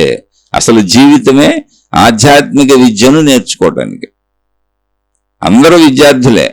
నువ్వు నేర్చుకుంటున్నాను అనుకున్నా, చదువుకుంటున్నాను అనుకున్నా, అనుకోకపోయినా శరీరముతో జీవితం అంతా కూడా నీకు అనుభవాలను ఇస్తుంది, తద్వారా నీకు జ్ఞానాన్ని వేస్తుంది. వృద్ధులైన వాళ్ళ దగ్గరికి వెళ్ళి మీరు గమనించి చూడండి. వాళ్ళు మనకి జీవిత సారాన్ని చెబుతూ ఉంటారు. ఇక్కడ ఏమీ లేదు, ఎన్నో చేసాం, ఎన్నో చూసాం, ఏముందరా, ఏముంటుందరా, ఏది మిగలదరా, ఇలా చెబుతూ ఉంటారు. అనుభవ సారం అది. ఆ భావనలతో చనిపోయిన మనిషి తిరిగి ఒకవేళ జన్ముంటే, మళ్ళీ తిరిగి జన్మించాలి అనుకుంటే, జన్మిస్తే ఆ భావనలో, ఆ వాసనలో, ఆ సారంతో చనిపోయిన మనిషి మళ్ళీ జన్మ తీసుకుంటే అక్కడి నుంచి ఇంకా ఉన్నతంగా బ్రతకటం నేర్చుకుంటాడు. గతపు తప్పులు చేయడు, గతపు భావాలు ఉండవు. ఏ భావాలైతే వారిలో స్థిరపడినాయో అక్కడి నుంచి ఉన్నతంగా బతుకుతారు. అందుకే సమాజంలో అనేక రకాల మనుషులు ఉంటారు, మంచివాళ్ళు, చెడ్డవాళ్ళు. అంటే ఈ భావ పరంపరలో ముందుకెళ్ళిపోయిన వాళ్ళంతా మంచివాళ్ళుగా బతుకుతూ ఉంటారు. జ్ఞానం అబ్బింది వాళ్ళకి. ఇక్కడ ఏమేం చేయొచ్చు, ఎలా చేయొచ్చు, ఎంతవరకు చేయొచ్చు, ఇవన్నీ మాట్లాడుతూ చెబుతూ ఆధ్యాత్మిక విద్యాలయం అని ఎప్పుడు పేరు వచ్చిందో అక్కడి నుంచి ఇంకా ఆధ్యాత్మిక ప్రచురణలో తీసేసి ఆధ్యాత్మిక విద్యాలయము, ఆధ్యాత్మిక చదువు మనం చదువుకుంటున్నాం అనేటువంటి భావంతో చెప్పటం మొదలు పెట్టాను. ఇప్పుడు పేరు కూడా ఏవి పెట్టాను, ఆధ్యాత్మిక విద్యాలయము. మనం చెప్పుకునేదంటే ఆధ్యాత్మిక చదువు. ఈ చదువుకుంటున్నానని అనుకుంటున్న వాళ్ళు సామాన్యులతో సమానమే. ఈ చదువు నేను చదువుకోవటం లేదు, నేను మామూలుగా భౌతిక జీవితమే జీవిస్తున్నాను, నా ఇష్టం వచ్చినట్టు జీవిస్తున్నాను అనుకునేవాళ్ళు విద్యార్థులే, చదువుకుంటున్న వాళ్ళు. ఎందుకని? అసలు చదువుకోకుండా, అనుభవ జ్ఞానం పొందకుండా ఈ సృష్టిలో నువ్వు బతకడమే కుదరదు. నువ్వు తప్పు చేయి, ఒక అనుభవం వస్తుంది. నువ్వు ఒప్పు చేయి, ఒక అనుభవం వస్తుంది. నువ్వు ఏ ప్రయత్నం చేయి, దాని నుంచి ఒక అనుభవాన్ని పొందుతావు. అనుభవం ఆఖరికి జ్ఞాన రూపంలో మిగిలిపోద్ది. ఇలా వృద్ధాప్యానికి, బాల్య, కౌమార, యవ్వన, వార్ధక్య దశల శరీర మార్పులన్నీ అనుభవం కోసమే పెట్టబడినాయి. వృద్ధాప్యం వచ్చి శక్తిహీనత వచ్చేటప్పటికి ఇప్పటి వరకు నువ్వు పొందినటువంటి, నువ్వు అనుభవించినటువంటి విషయాల జ్ఞానం నీలో సమకూర్చి వృద్ధాప్యంలో అదంతా నువ్వు మళ్ళీ ఎందుకు వృద్ధాప్యం వచ్చింది, ఎందుకు వృద్ధాప్యం మనిషిని అలా కూర్చోబెడుతుంది, శక్తిహీనుణ్ణి చేసి శక్తిహీనురాన్ని చేసి మనిషిని ఎందుకు అలా కూర్చోబెడుతుంది అంటే, ఇప్పటి వరకు నువ్వు గడిపిన జీవితం అంతా నువ్వు మననం చేసుకుంటూ ఉంటావు. అసలు ఏం చేశాను, ఏమైంది, బాల్యం, కౌమారం, యవ్వనం, ఈ వార్ధక్య దశలో ఇప్పుడు నా పరిస్థితి ఏంటి, నేను ఎక్కడికి వెళ్తాను, రేపు మరణానికి వెళ్ళిపోతాను, అసలు ఇప్పటి వరకు నేను చేసిన తప్పులేంటి, ఒప్పులేంటి, బంధాలేంటి, మోహాలేంటి, జ్ఞానం ఏంటి, అజ్ఞానం ఏంటి, ఇదంతా నెమరు వేసుకున్నాక మనిషి మరణిస్తాడు. ఆ మరణించే ముందు ఆ మనిషిలో, ప్రతి మనిషిలో, మరణిస్తున్న మనిషిలో ఒక ఫైనల్ కంక్లూజన్ ఉంటుంది. అది ఎలా వస్తుంది అంటే, తాను బ్రతికిన జీవితానుభవాల నుంచి ఒక ఫైనల్ కంక్లూజన్తో చనిపోతాడు. ఒకవేళ మరుజన్మ ఉంటే, మరుజన్మ అనేది ఎత్తటం ఉంటే, పూర్వవాసనలతో మరుజన్మ రావటం అనేది ఉంటే, ఇప్పుడు ఆ అనుభవంలోంచి మళ్ళీ మరుజన్మకు వస్తాడు. వాసనలు ఎక్కడికి పోవు. అందుకే ఆధ్యాత్మిక సాధకులకి ఏం చెప్పబడుతుంది ఆధ్యాత్మిక మార్గాలలో అంటే, నువ్వు ఎక్కడ వరకు సాధన చేసావో మరుజన్మ నీకు మళ్ళీ అక్కడి నుంచే మొదలవుతుంది అని. మరుజన్మ ఎలాంటిది అంటే మరు రోజు లాంటిది. ఈ రోజు పనంతా పూర్తి చేసుకొని రాత్రికి నిద్రపోయాం, మళ్ళీ ఉదయం మెలకు వచ్చిన కానీ ఏం చేస్తాం, నిన్న ఎక్కడ జీవితాన్ని నిద్రకు ముందు ఎక్కడ వదిలామో అక్కడి నుంచి జీవితాన్ని మొదలు పెడతాం. జీవితం ఎప్పుడు అలాగే మరో రోజు. నిద్రలోంచి మెలకు వచ్చే ప్రతిదీ నిద్రపోవడానికి ముందు జీవితాన్ని ఎక్కడ ఆపామో అక్కడి నుంచి కంటిన్యూటీ సాగుతూ ఉంటుంది. మరు జన్మ కూడా అంతే. అయితే మరు జన్మ అనేది కొత్త శరీరంకి వస్తుంది, కానీ అనుభవ జ్ఞానంతో ఉంటుంది. అది ఆ అనుభవ జ్ఞానాన్ని వాసనలు అన్నారు. అవన్నీ పట్టుకొని వస్తారు, అనుభవ జ్ఞానంతో మరు జన్మకు వస్తారు. అలా అలా ఎన్ని జన్మల ముందుకు సాగుతూ మనిషి సృష్టి చదువుకుంటూ తప్పొప్పులు తెలుసుకుంటూ చిట్ట చివరికి తన సంపూర్ణత్వాన్ని తెలుసుకొని విశ్వశక్తిలో కలిసిపోతాడు. ఇదంతా విశ్వశక్తి లోపలే జరుగుతున్న విషయం, విశ్వశక్తికి బయట ఏం జరగట్లేదు. కాబట్టి నువ్వు కలిసిపోయినా కలిసిపోకపోయినా నువ్వు విశ్వశక్తిగానే ఉన్నావు, విశ్వశక్తిలోనే ఉన్నావు, విశ్వశక్తి అయి ఉన్నావు. నువ్వు నేను మనిషిని అనుకున్నా, కాదనుకున్నా, నువ్వు ఏ శక్తి ఉందో ఆ శక్తి నువ్వే ఉన్నావు. నీదే మతమైనా, నీ ఏ గురువైనా, నీకు ఏ దేవుడైనా, నీకు ఏ విధానమైనా, నీ ఏ ఆచారమైనా, నీదే సాంప్రదాయమైనా, నువ్వు చెడ్డోడువైనా, చెడ్డదానివైనా, మంచోడువైనా, మంచిదానివైనా, అసలు నాకు ఆధ్యాత్మికం వద్దు, నాకు తెలియదు అనుకున్నా, జరిగే ప్రాసెస్ ఇంతే. ఈ ప్రాసెస్ను కనిపెట్టినటువంటి కొంతమంది మనుషులు మన ముందు తరాల వాళ్ళు, అంటే ఈ సృష్టి కోట్ల సంవత్సరాల నుంచి నడుస్తుంది. ఈ ప్రాసెస్ని అంతా కనిపెట్టినటువంటి మన ముందు తరాల మహాత్ములని వాళ్ళని అన్నాం. అంటే మంచి చెప్పారు వాళ్ళు. అయ్యా సృష్టి నడక ఇలా ఉంది, సృష్టి విధానం ఇలా ఉంది, మనుషులు ఇలా మరుజన్మలు ఎత్తుతున్నారు, ఇదిగో ఇది ఆధ్యాత్మికత అంటే, ఇది ఆత్మజ్ఞానం అంటే, ఇది ఆధ్యాత్మిక చదువు, ఆత్మజ్ఞాన చదువు. మేము దీన్ని అబ్జర్వ్ చేసాము, మేము సాధనలు చేసి ఆ స్థితిని కూడా పొందాము, మేము అనంత ఆత్మస్వరూపులం అయ్యాము అని సాధనలు చేసి అయిన వాళ్ళు ఎలా అయ్యారో చెప్పారు, ఎలా అవ్వచ్చో చెప్పారు, అయినాక ఎలా ఉంటుందో చెప్పారు. అలా మొత్తం ఆత్మజ్ఞాన గ్రంథాలు వచ్చేసినాయి. ఏంటి ఆత్మజ్ఞానం అంటే? ఏం లేదు, విశ్వజ్ఞానము, విశ్వశక్తిని గూర్చిన జ్ఞానము, సృష్టి శక్తిని గూర్చిన జ్ఞానము, ప్రకృతి శక్తిని గూర్చిన జ్ఞానము. ఆ విశ్వంలో, ఆ ప్రకృతిలో, ఆ సృష్టిలో మనం కూడా కలిసే ఉన్నాం కనుక మనకు సంబంధించిన మన ప్రాణశక్తి, మన మనసు, మన శరీర సంబంధిత జ్ఞానం మనకు అర్థమైంది చాలు. నువ్వు మొత్తం సృష్టిని అర్థం చేసుకోక్కర్లేదు నాయన. నువ్వు సృష్టిలో కలిసే ఉన్నావు, నువ్వు విశ్వంలో కలిసే ఉన్నావు, నువ్వు ప్రకృతిలో కలిసే ఉన్నావు. కాబట్టి నీ జ్ఞానం నువ్వు తెలుసుకోవటం ఈజీ. నీ శరీర జ్ఞానం తెలుసుకో, సృష్టి అర్థమవుద్ది. నీ మనోజ్ఞానం తెలుసుకో, సృష్టి శక్తి, విశ్వశక్తి ఎలా కలిసి ఉన్నాయో అర్థమవుద్ది. నీ ప్రాణశక్తిని తెలుసుకో, విశ్వశక్తి ఏంటో, ప్రకృతి శక్తి ఏంటో, ఆత్మశక్తి ఏంటో, బ్రహ్మం అంటే ఏంటో, సృష్టి శక్తి అంటే ఏంటో, దైవశక్తి అంటే ఏంటో, దేవుడు అంటే ఏంటో, దేవత అంటే ఏంటో తెలిసిపోద్ది. అంతే. నీ శరీరాన్ని తెలుసుకుంటే, దాని పనితీరు, దాని విధానాలు తెలుసుకుంటే మొత్తం సృష్టి అర్థమవుతుంది. నీ మనస్సుని తెలుసుకుంటే సృష్టికి ఆత్మశక్తికి ఉన్న సంబంధ బాంధవ్యాలు అర్థమైపోతాయి. నీ ప్రాణశక్తిని పరిపూర్ణంగా తెలుసుకుని అనుభవిస్తే మొత్తం విశ్వశక్తి, సృష్టి శక్తి, ఆత్మశక్తి అని పేరు పెట్టారు దానికి. దైవశక్తి, దేవత, దేవుడు దాన్నే చెప్పారు. అవన్నీ నీకు అర్థమైపోతాయి. కాబట్టి నిన్ను నువ్వు తెలుసుకుంటే మొత్తం సృష్టిని నువ్వు తెలుసుకున్నట్టే. ఎందుకంటే సృష్టి నువ్వే అయిపోతావు. అల్టిమేట్ గా ప్రాణశక్తికి వచ్చి తెలుసుకునేటప్పటికి సృష్టి వేరు, నేను వేరు అనే భావన ఉండదు. ఏకత్వ భావనలోకి వెళ్ళిపోతావు. ఉన్నదంతా ఒకటే. అదే సృష్టి శక్తి, విశ్వశక్తి. ఆ శక్తి నేనే, అహం బ్రహ్మస్మి. ఇది ఆధ్యాత్మిక విద్యాలయంలో ఒక వ్యక్తి నేను శరీరము అన్న భావన నుంచి నేను శక్తిని అనే భావన వరకు సాగుద్ది. ఆధ్యాత్మిక విద్యాలయం అనేది ఏంటి? సృష్టి, విశ్వం మొత్తం ఆధ్యాత్మిక విద్యాలయం. ఎవరికి? మానవులకు మాత్రమే. మిగిలిన మళ్ళీ జంతువులకు వీటికి వర్తించదు, మానవులకు మాత్రమే. అందుకని ఇప్పుడు ఆధ్యాత్మిక విద్యాలయం అనే పేరుతో చెప్పుకుంటూ వస్తున్నాను. ఆధ్యాత్మిక చదువు ఇది అని చెప్పుకొస్తున్నాను. అలానే మనం చెప్పుకుంటున్నాం కాబట్టి మనమే ఆధ్యాత్మిక విద్యాలయంలో ఉన్నాము, మన చుట్టూ ఉన్న ఎవరు ఆధ్యాత్మిక విద్యాలయంలో లేరు. మనమే ఆధ్యాత్మిక చదువుకుంటున్నాము, మన చుట్టూ ఉన్న ఎవరు చదువుకోవటం లేదు అనేటువంటి భ్రాంతుల్లో ఉండబాకండి. మళ్ళీ రిపీట్ చేసి చెబుతున్నా, మానవుడుగా పుట్టిన ఎవరైనా విశ్వం మొత్తం ఆధ్యాత్మిక విద్యాలయం. అందులో మానవుడుగా పుట్టి జీవిస్తున్న, మానవురాలుగా పుట్టి జీవిస్తున్న, మానవులుగా పుట్టి జీవిస్తున్న ఎవరైనా ఆధ్యాత్మిక విద్యార్థులే. ఎందుకని నీ శరీర నిర్మాణమే విద్యార్థిగా ఉంది. అన్ని గ్రహించేలా, నేర్చుకునేలా, తెలుసుకునేలా, ప్రయత్నించేలా, సాధించేలా, గ్రహించేలా, అనుభవించేలా. మొత్తం అనుభవం అయిపోయినాక మిగిలేదేంటి? జ్ఞానము. ఇది ఎలా అని జ్ఞానం. బెల్లం తీయగా ఉంటది, జ్ఞానం.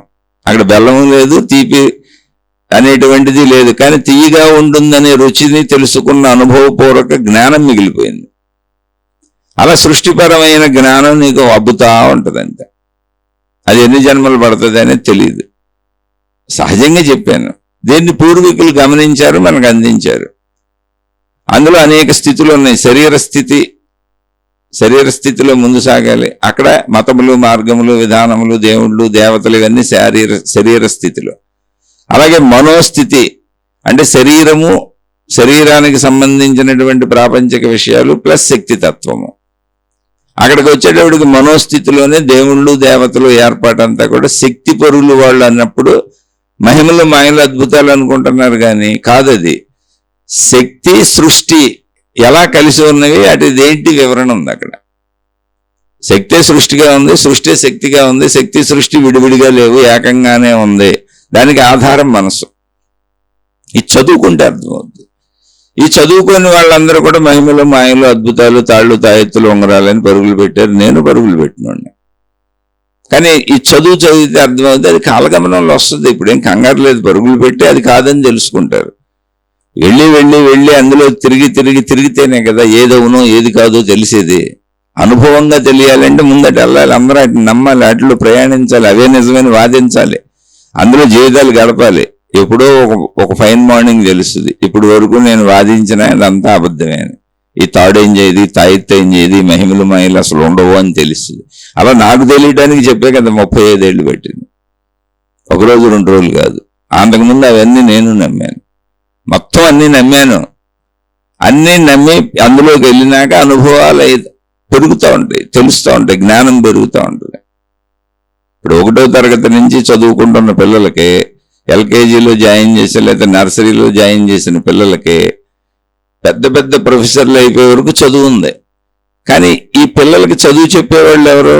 ఇంతకుముందు చదువుకున్న వాళ్లే, పెద్ద విశేషమేం లేదు అందులో. మాస్టర్లు అందరూ ఇంతకుముందు చదువుకున్న వాళ్ళు, ప్రొఫెసర్లు అవ్వచ్చు, మాస్టర్లు అవ్వచ్చు, ఏ స్టేజ్లో అయినా ఉన్నా వాళ్ళు ఇంతకుముందు చదువుకున్న వాళ్ళే. చదువుకున్న వాళ్ళకి తిరిగి ఆ జ్ఞానాన్ని అందిస్తారు. అలా చదువుకుంటూ వెళ్తుంటే ఇప్పుడు ఒక పిల్లోడికి మాస్టర్ అనర్గళంగా చెప్పేస్తున్నాడు అనుకోండి, ఈ పిల్లోడు ఏం చదవలేకపోతున్నాడు అనుకోండి, అబ్బో మా మాస్టర్కి ఎన్నో తెలుసు అనుకుంటాడు, అదొక అద్భుతం అనుకుంటాడు, అదొక మహిమ అనుకుంటాడు, అదొక మాయ అనుకుంటాడు. కాదు, ఆ మాస్టర్ నీకంటే ముందు 30 ఏళ్ళు చదివాడు, నువ్వు ఇప్పుడు మొదలెట్టావు. సృష్టి జ్ఞానం కూడా అంతే. అందుకని మనకు తెలియనప్పుడు అది అద్భుతంగా, మహిమగా, మాయగా ఎవరేం చెప్పినా నమ్ముతాం, అది తప్పు కూడా కాదు, ఆ స్థితి అంతే. కానీ అది చదువు, నువ్వు కూడా చదువుకుంటే నీకు అవన్నీ అర్థమైపోతాయి. అక్కడ అద్భుతాల్లో, మహిమల్లో, మాయల్లో నేను చదువుకోకపోవటం వల్ల అలా భావించుకుంటున్నాను అని. అది నాకు అర్థమైంది. అయితే అర్థమైన విషయాన్ని మొత్తం ఒక రోజులో అందరికీ చెప్పేయగలమా? ఒక శీర్షికలు అందరికీ చెప్పేయగలమా? లేదా ఒక పుస్తకం రాసి అందరికీ అర్థమయ్యేటట్టు చేసేయగలమా? అసంభవం. ఈ చిన్న మానసిక స్థితి, ఇప్పుడు మీతో మాట్లాడుతూ పంచుకుంటున్న ఈ చిన్న విషయాల ఈ చిన్న మానసిక స్థితి ఏదుందో, ఈ చిన్న మానసిక స్థితి రావటానికి నాకు 35 ఏళ్ళు 40 ఏళ్ళు పెట్టింది. 35 ఖచ్చితంగా వేసుకోండి, ఎందుకంటే కొంచెం 17 18 అనే ఊహ తెలిసిన కానీ చెబుతున్నాను నేను.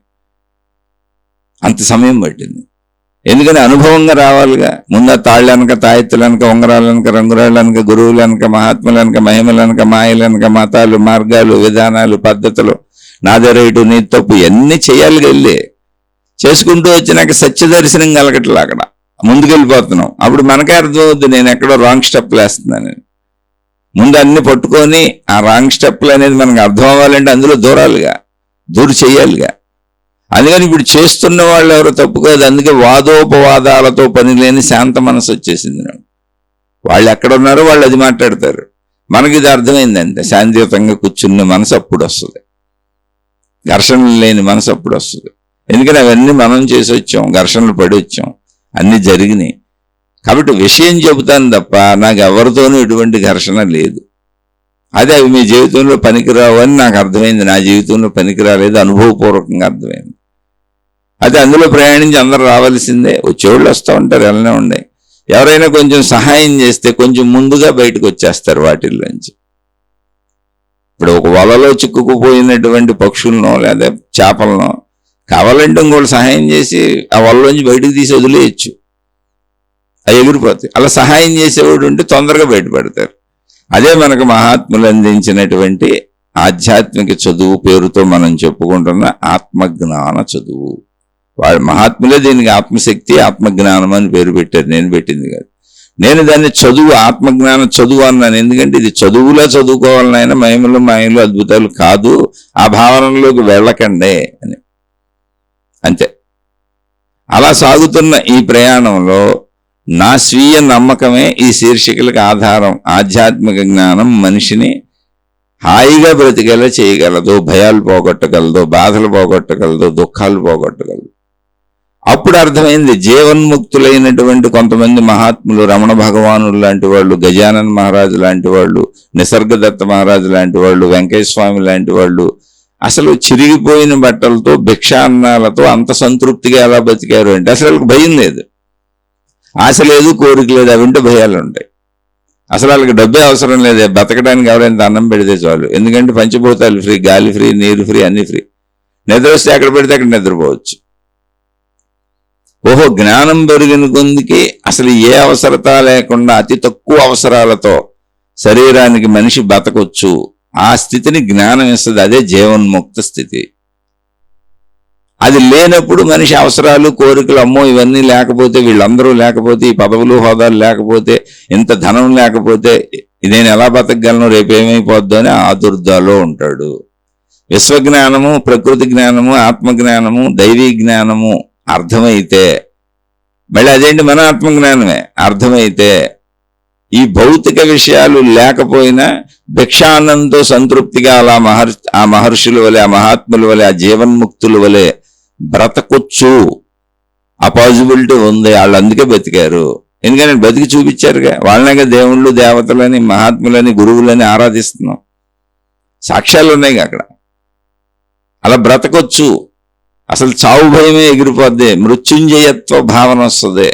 ఎందుకని శక్తికి మరణం లేదు. ఇది ఎప్పుడు చదువులోనే తెలుస్తుంది. శరీరము నేనన్న భావం నుంచి శక్తిని నేనన్న భావానికి జరిగే ప్రయాణమే ఆధ్యాత్మిక చదువు, ఆత్మజ్ఞాన చదువు.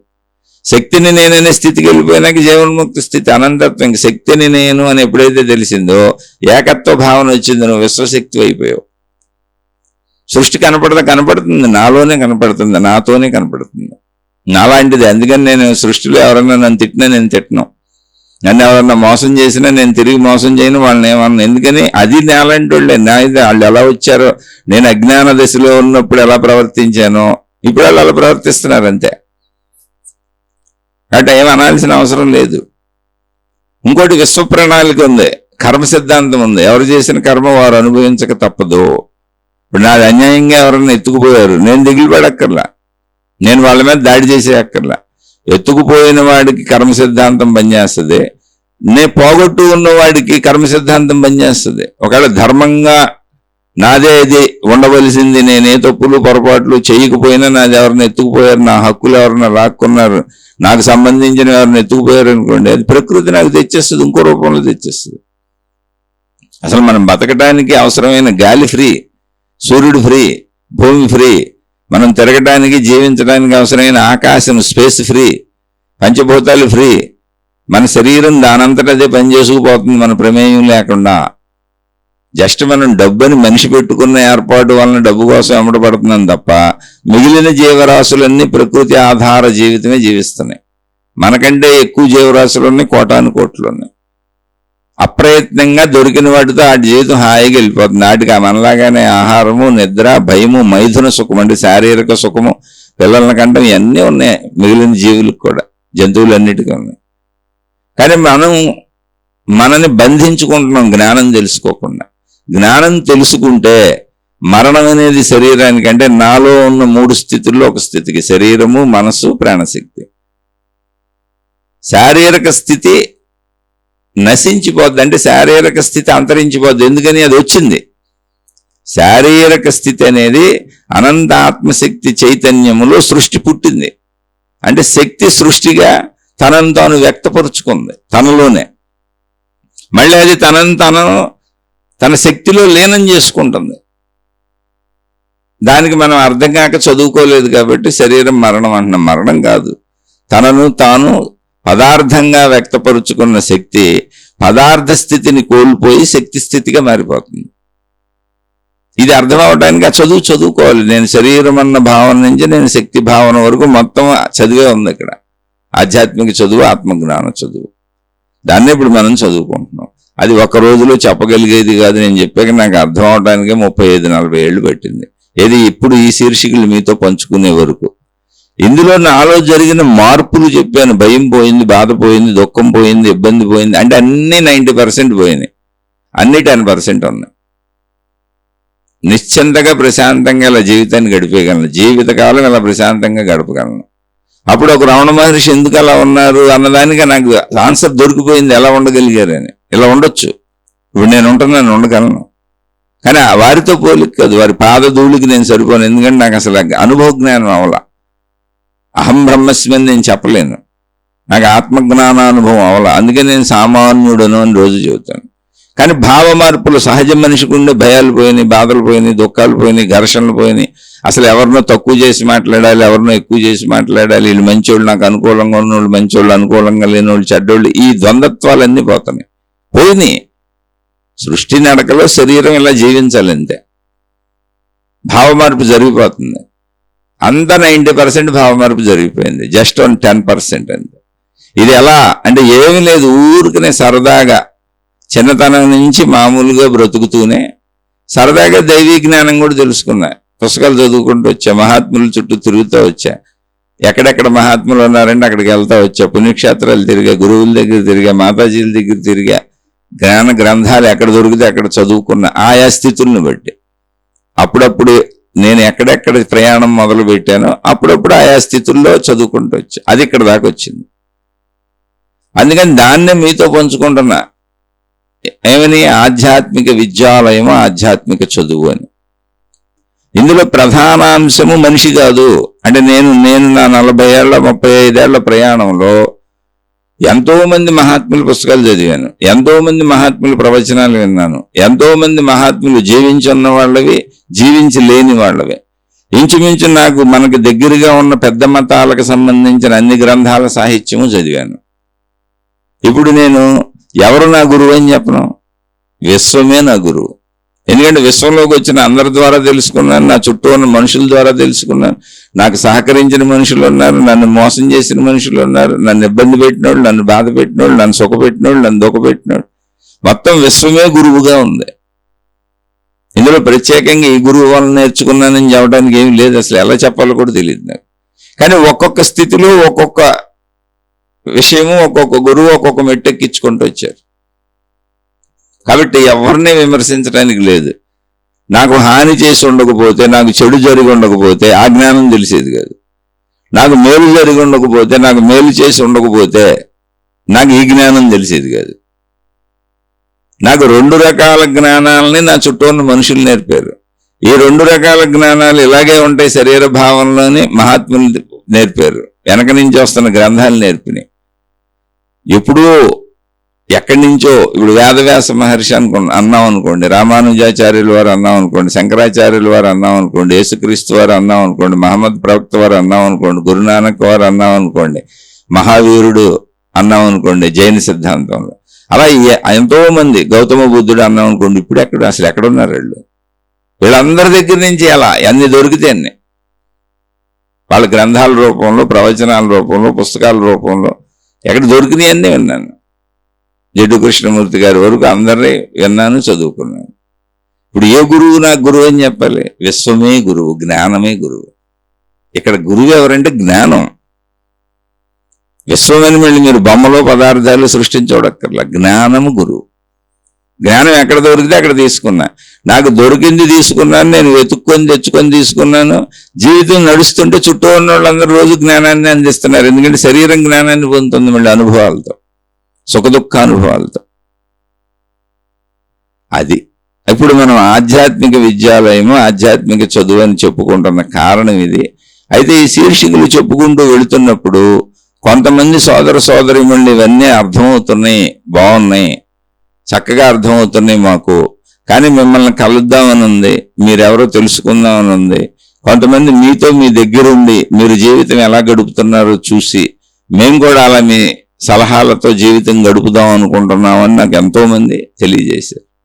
మీరు ఎక్కడో చెబితే మీ దగ్గరకు వచ్చి మేము ఇల్లు కట్టుకొని ఉంటాం, అక్కడ మేము కూడా అలా ప్రశాంతంగా బతుకుతాం, ఎందుకంటే మా బాధ్యతలు తీరిపోయినాయి, మేము సెటిల్ అయిపోయాం, మాకు ఏ ఇబ్బందులు లేవని చాలా మంది అడగటం కూడా జరిగింది. ఇంకా నాకే బాధ్యతలు అవలా, నాకంటే ఉన్నతంగా చక్కగా ఉన్నత స్థితుల్లో ఉన్నోళ్ళు బోల్డ్ మంది ఉన్నారు, వాళ్ళు అడగటం కూడా జరిగింది. అలా అప్పుడప్పుడు కొంతమంది అడుగుతూ ఉంటారు. అప్పుడు నాకు ఒక ఆలోచన వచ్చింది.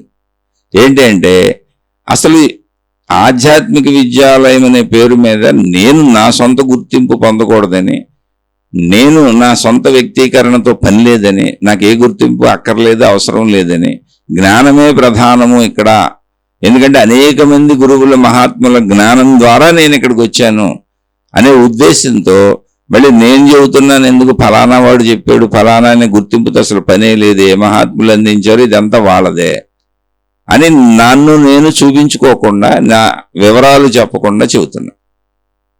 అయితే అందరూ అడగటం మొదలుపెట్టినప్పుడు నాకు ఒక ఆలోచన వచ్చింది. ఏంటంటే, అసలు ఆధ్యాత్మిక విద్యాలయము అనే ఒక ప్రదేశం ఏర్పాటు చేసి, ఆ ప్రదేశంలో నేను కూర్చొని ఇప్పుడు నేను చెబుతున్న విషయాలు అలాగే చెబుతూనే ఉంటాను.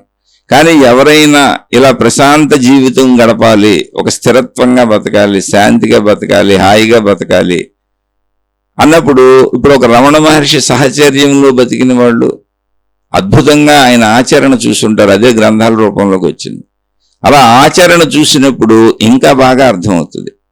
అంటే ఒక పుస్తకం కొనుక్కొని తనంతట తాను స్వతంత్రంగా చదువుకుంటున్న పిల్లవాడికి పుస్తకాల్లో ఉన్న విషయం అదే. కానీ అదే పుస్తకంలో ఉన్నటువంటి పాఠాన్ని ఎక్స్ప్లెయిన్ చేసి దాన్ని వివరంగా వివరించి హోంవర్క్లు ఇచ్చి రేపు చదువుకురండి నేను అడుగుతాను అని దాన్ని ఎక్స్ప్లెయిన్ చేసి చెప్పి ఒక మాస్టర్ పిల్లలకే చెప్పినప్పుడు ఆ తెలుసుకుంటున్న పిల్లవాడికి తెలుసుకోవడంలో ఆధిక్యత ఉంది. ప్లస్ మన జీవన విధానాన్ని చూసి కొంతమంది నేర్చుకుంటారు. కాబట్టి అటువంటి వాతావరణం కల్పించవచ్చేమో అనే ఒక ఆలోచన చిన్నది వచ్చిందంటే అక్కడ ఆ ప్రదేశంలో నేను ఉంటాను అంటే నేనుండే ప్రదేశంలోనే పెడతాను. అది అక్కడ నలుగురు వస్తే కూర్చోడానికి ఒక ప్లేస్ కావాలి అంతే. అంతే తప్ప అక్కడ దానికి ఏం పెద్ద బిల్డప్లు ఏమి ఉండవు. పేరు ఊరికనే ఏదో విధానంలో వెళ్ళాలి కంటే ఆధ్యాత్మిక విద్యాలయం అని మనం ఎటువైపు వెళ్తున్నామో తెలుసుకోవడానికి ఆత్మజ్ఞానం చదువు అని మన భావనను మర్చిపోకుండా పేరు పెట్టుకుంటున్నాం అంతే. ఈ ఆధ్యాత్మిక విద్యాలయము అనేది పెడితే మళ్ళీ ఎలా ఉంటుందంటే మతములకు సంబంధం ఉండదు, దేవుళ్ళకి సంబంధం ఉండదు, గురువులకు సంబంధం ఉండదు, ఒకదాన్ని విమర్శించటం ఉండదు, ఒకదాన్ని సమర్థించటం ఉండదు. జస్ట్ జ్ఞానాన్ని ఏరుకు తెచ్చుకున్నాం, అది మనకు అవసరం అంతే. అలా స్థిరంగా ఉంటాం.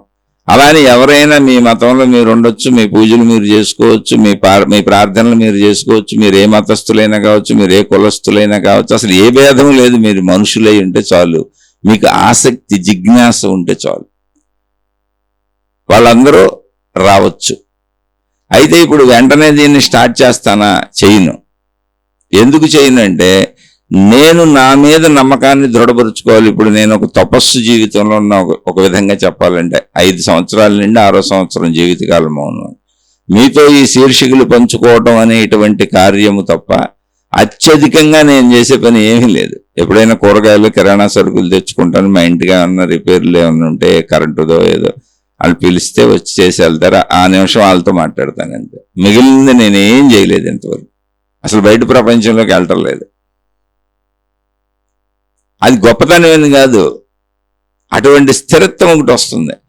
ఏదో అసలు వెళ్ళి తెలిసేసుకోవాలని ఆసక్తులు తగ్గిపోయినాయి, విషయాసక్తి తగ్గిపోయింది, చక్కగా ఉంది, హాయిగా ఉంది, ప్రశాంతంగా ఉంది. మరణ భయం పోయింది, ధన భయం పోయింది, భవిష్యత్తు భయం పోయింది, ఊహలు ఆలోచనలన్నీ చక్కగా స్థిరంగా ఆగి నిశ్చలంగా ఉంది. నేను అనుభవంగా ఉన్నాను కనుక, అనుభవించాను కనుక ఆ అనుభవాన్ని పొందొచ్చు అని తెలిసింది.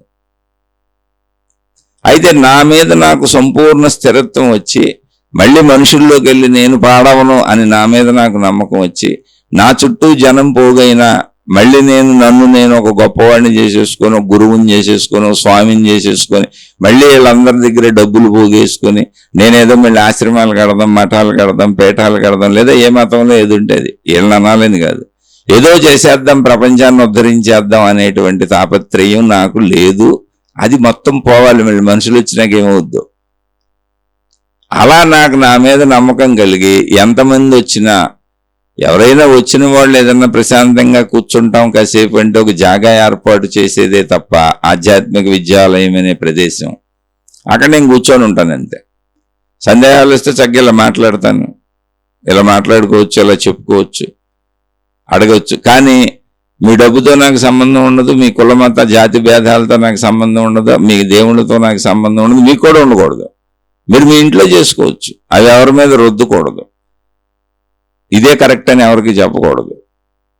అటువంటి మానసిక స్థితిలో మొత్తం మానవాళి అంతా ఒక్కటే అన్న భావాన్ని ఏర్పరుచుకుంటూ నన్ను నేను తెలుసుకోవాలి, నా సంపూర్ణతను నేను తెలుసుకోవాలి, శరీర స్థితి నుంచి శక్తి స్థితి వరకు నేను నా సంపూర్ణతని తెలుసుకోవాలి అనేటువంటి భావన ఉన్న వాళ్ళ కోసం అది ఏర్పాటు చేస్తాను. అది ఏర్పాటు చేయటం గ్యారంటీ. అయితే ఎప్పుడు ఏర్పాటు చేస్తాననే దానికి కొంత సమయం తీసుకుంటున్నాను. ఎందుకనంటే నా మీద నాకు సంపూర్ణ విశ్వాసం వచ్చి నా చుట్టూ ఎంతమంది మనుషులు వచ్చినా నేను ఎక్కడా దేనికి అతుక్కుపోను, పాడైపోను, మళ్ళీ ఎటువంటి ధన సంబంధాలు పెట్టుకోను, పెంచుకోను. అలాగే మళ్ళీ దీన్ని ఒక మార్గంగాను, దీన్ని ఒక విధానంగాను, దీన్ని ఒక పద్ధతిగాను, దీన్ని ఒక మతంగాను, దీన్ని ఒక సమూహంగాను తయారు చేయను. యథాతథంగా నేను సామాన్యుడినే, నా దగ్గరికి వచ్చిన వాళ్ళు సామాన్యులే. ఆధ్యాత్మిక విద్యాలయం అంతా సామాన్యతతో సామాన్యులతో ఉంటది. మొత్తం మానవ ప్రపంచం అంతా ఒక్కటే, మనుషులంతా ఒకటే అన్న సామాన్య భావనను పెంచుకుంటుంది. ఎవరికి వాళ్ళు వ్యక్తిగతంగా తమ సంపూర్ణత్వాన్ని తెలుసుకుంటారు. నేను శరీరం అన్న స్థితి నుంచి శక్తి స్థితికి. భేదాలు అసమానతలు అనేవే ఉండకూడదు. అటువంటి వాళ్ళకే ఇక్కడికే ప్రవేశం. అటువంటి వాళ్ళు వచ్చినా కూడా మళ్ళీ నేను పాడవను, నేను ముందు స్థిరంగా ఉంటాను. ఎంతమంది వచ్చినా నేను సామాన్యుడిని, వాళ్ళు సామాన్యులే. ఏం జరుగుతున్నా దీన్ని మళ్ళీ ఒక సమూహం చేయను, దీన్ని ఒక మతం చేయను, దీన్ని ఒక విధానం చేయను, దీన్ని ఒక పద్ధతి చేయను. అసలు అలా నాకు నమ్మకం కలిగినప్పుడు, నా మీద నాకు నమ్మకం, ముందు ఇతరుల మీద కాదు. ఇతరులు ఏముంది, వస్తారు వెళ్తారు, అది వాళ్ళ విషయం, స్వవిషయం. నేను నా మీద నాకు ఆ సంపూర్ణ నమ్మకం కుదిరినప్పుడు దాన్ని స్టార్ట్ చేస్తాను. అలా కుదరటానికి మనసు చాలా దగ్గరికి వచ్చింది. ఇంకా కొద్దిగా సమయం నేనే తీసుకుంటున్నాను. అసలు నా పరిస్థితులు ఏంటని నన్ను నేను అవగాహన చేసుకుంటున్నాను. నేను నా సంపూర్ణత్వాన్ని అయితే పోగొట్టుకోకూడదు. కనుక ఆధ్యాత్మిక విద్యాలయము అనేది ఒక ప్రదేశంగా, నేను ఒక స్థలంగా ఏర్పాటు చేసి, ఒక ప్రదేశంగా ఏర్పాటు చేసి మనుషులు ఇక్కడికి రావచ్చు అనేటువంటి ఒక ఆహ్వానాన్ని నేను తెలియజేసినప్పుడు, ఇది వినేవాళ్ళలో ఆసక్తి ఉన్న వాళ్ళందరూ రావచ్చు. అందరూ వచ్చి మీకు ఎంతకాలం ఉండాలనిపిస్తే అంతకాలం ఉండి వెళ్ళొచ్చు. కాలం అంటే నెలలో, రోజులు, సంవత్సరాలు కాదు. అలా కొద్ది సమయం, ఏదో ఒక రోజు ఉంటారు. టైమింగ్స్ ఉంటాయి. ఉదయం 6 నుంచి సాయంత్రం 6 వరకు అలా టైమింగ్స్ ఉంటాయి. మిగిలిన అకామిడేషన్లు క్రియేట్ చేయటం అలాంటివి ఉండవు అసలు. ఎందుకంటే అవన్నీ పెట్టుకుంటే మళ్ళీ నేను ఎక్కడికి వెళ్ళిపోతాను. వాటికి మనుషులు కావాలి, అవసరం ఏం ఉండదు. చాలా నిరాడంబరంగా ఒక ఖాళీ ప్రదేశం, ఏదో ఒకటి కూర్చోటానికి, ఎండ పడకుండా వర్షం పడకుండా, అంతే. ఉదయం 6 నుంచి సాయంత్రం 6 వరకు రావచ్చు. సందేహాలుండి అడగొచ్చు, మాట్లాడొచ్చు, చూడొచ్చు, వెళ్ళొచ్చు, లేదా ప్రశాంతంగా నా ఎదురుగుండా కూర్చోవచ్చు. కనీసం వనరులు, వసతులు, మంచినీళ్ళు ఏదో అక్కడ అరేంజ్ చేస్తాం. మిగిలిన ఏమన్నా ఆ టైంకి నేను వచ్చిన వాళ్ళు కొట్టి ఇవ్వగలుగుతానా లేదా నాకు తెలియదు. ఎందుకంటే నా ఆర్థిక పరిస్థితి నాకు ఇప్పుడే తెలియదు.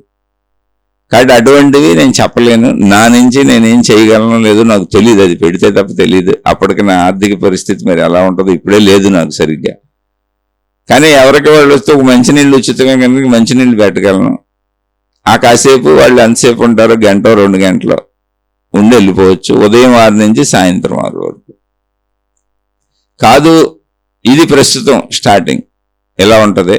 అది ఒకవేళ బాగుండి ఇంకొంచెం ముందుకెళ్ళి ఎవరైనా అంటే ఇది వక్ర మార్గాలకు పోకుండా, అడ్డదారులకు పోకుండా, నేను పాడైపోకుండా, వచ్చినోళ్ళు పాడైపోకుండా, నా చుట్టూ ఉన్నటువంటి సమూహాలు అంటే నా చుట్టూ ఉన్న ఇళ్ళోళ్ళు పాడైపోకుండా. ఎందుకంటే బోల్ జరుగుతాయి. ఇప్పుడు మనుషులు వస్తామంటే మళ్ళీ కాంటాక్ట్లు పెట్టుకుంటూ ఉంటారు అందరితో.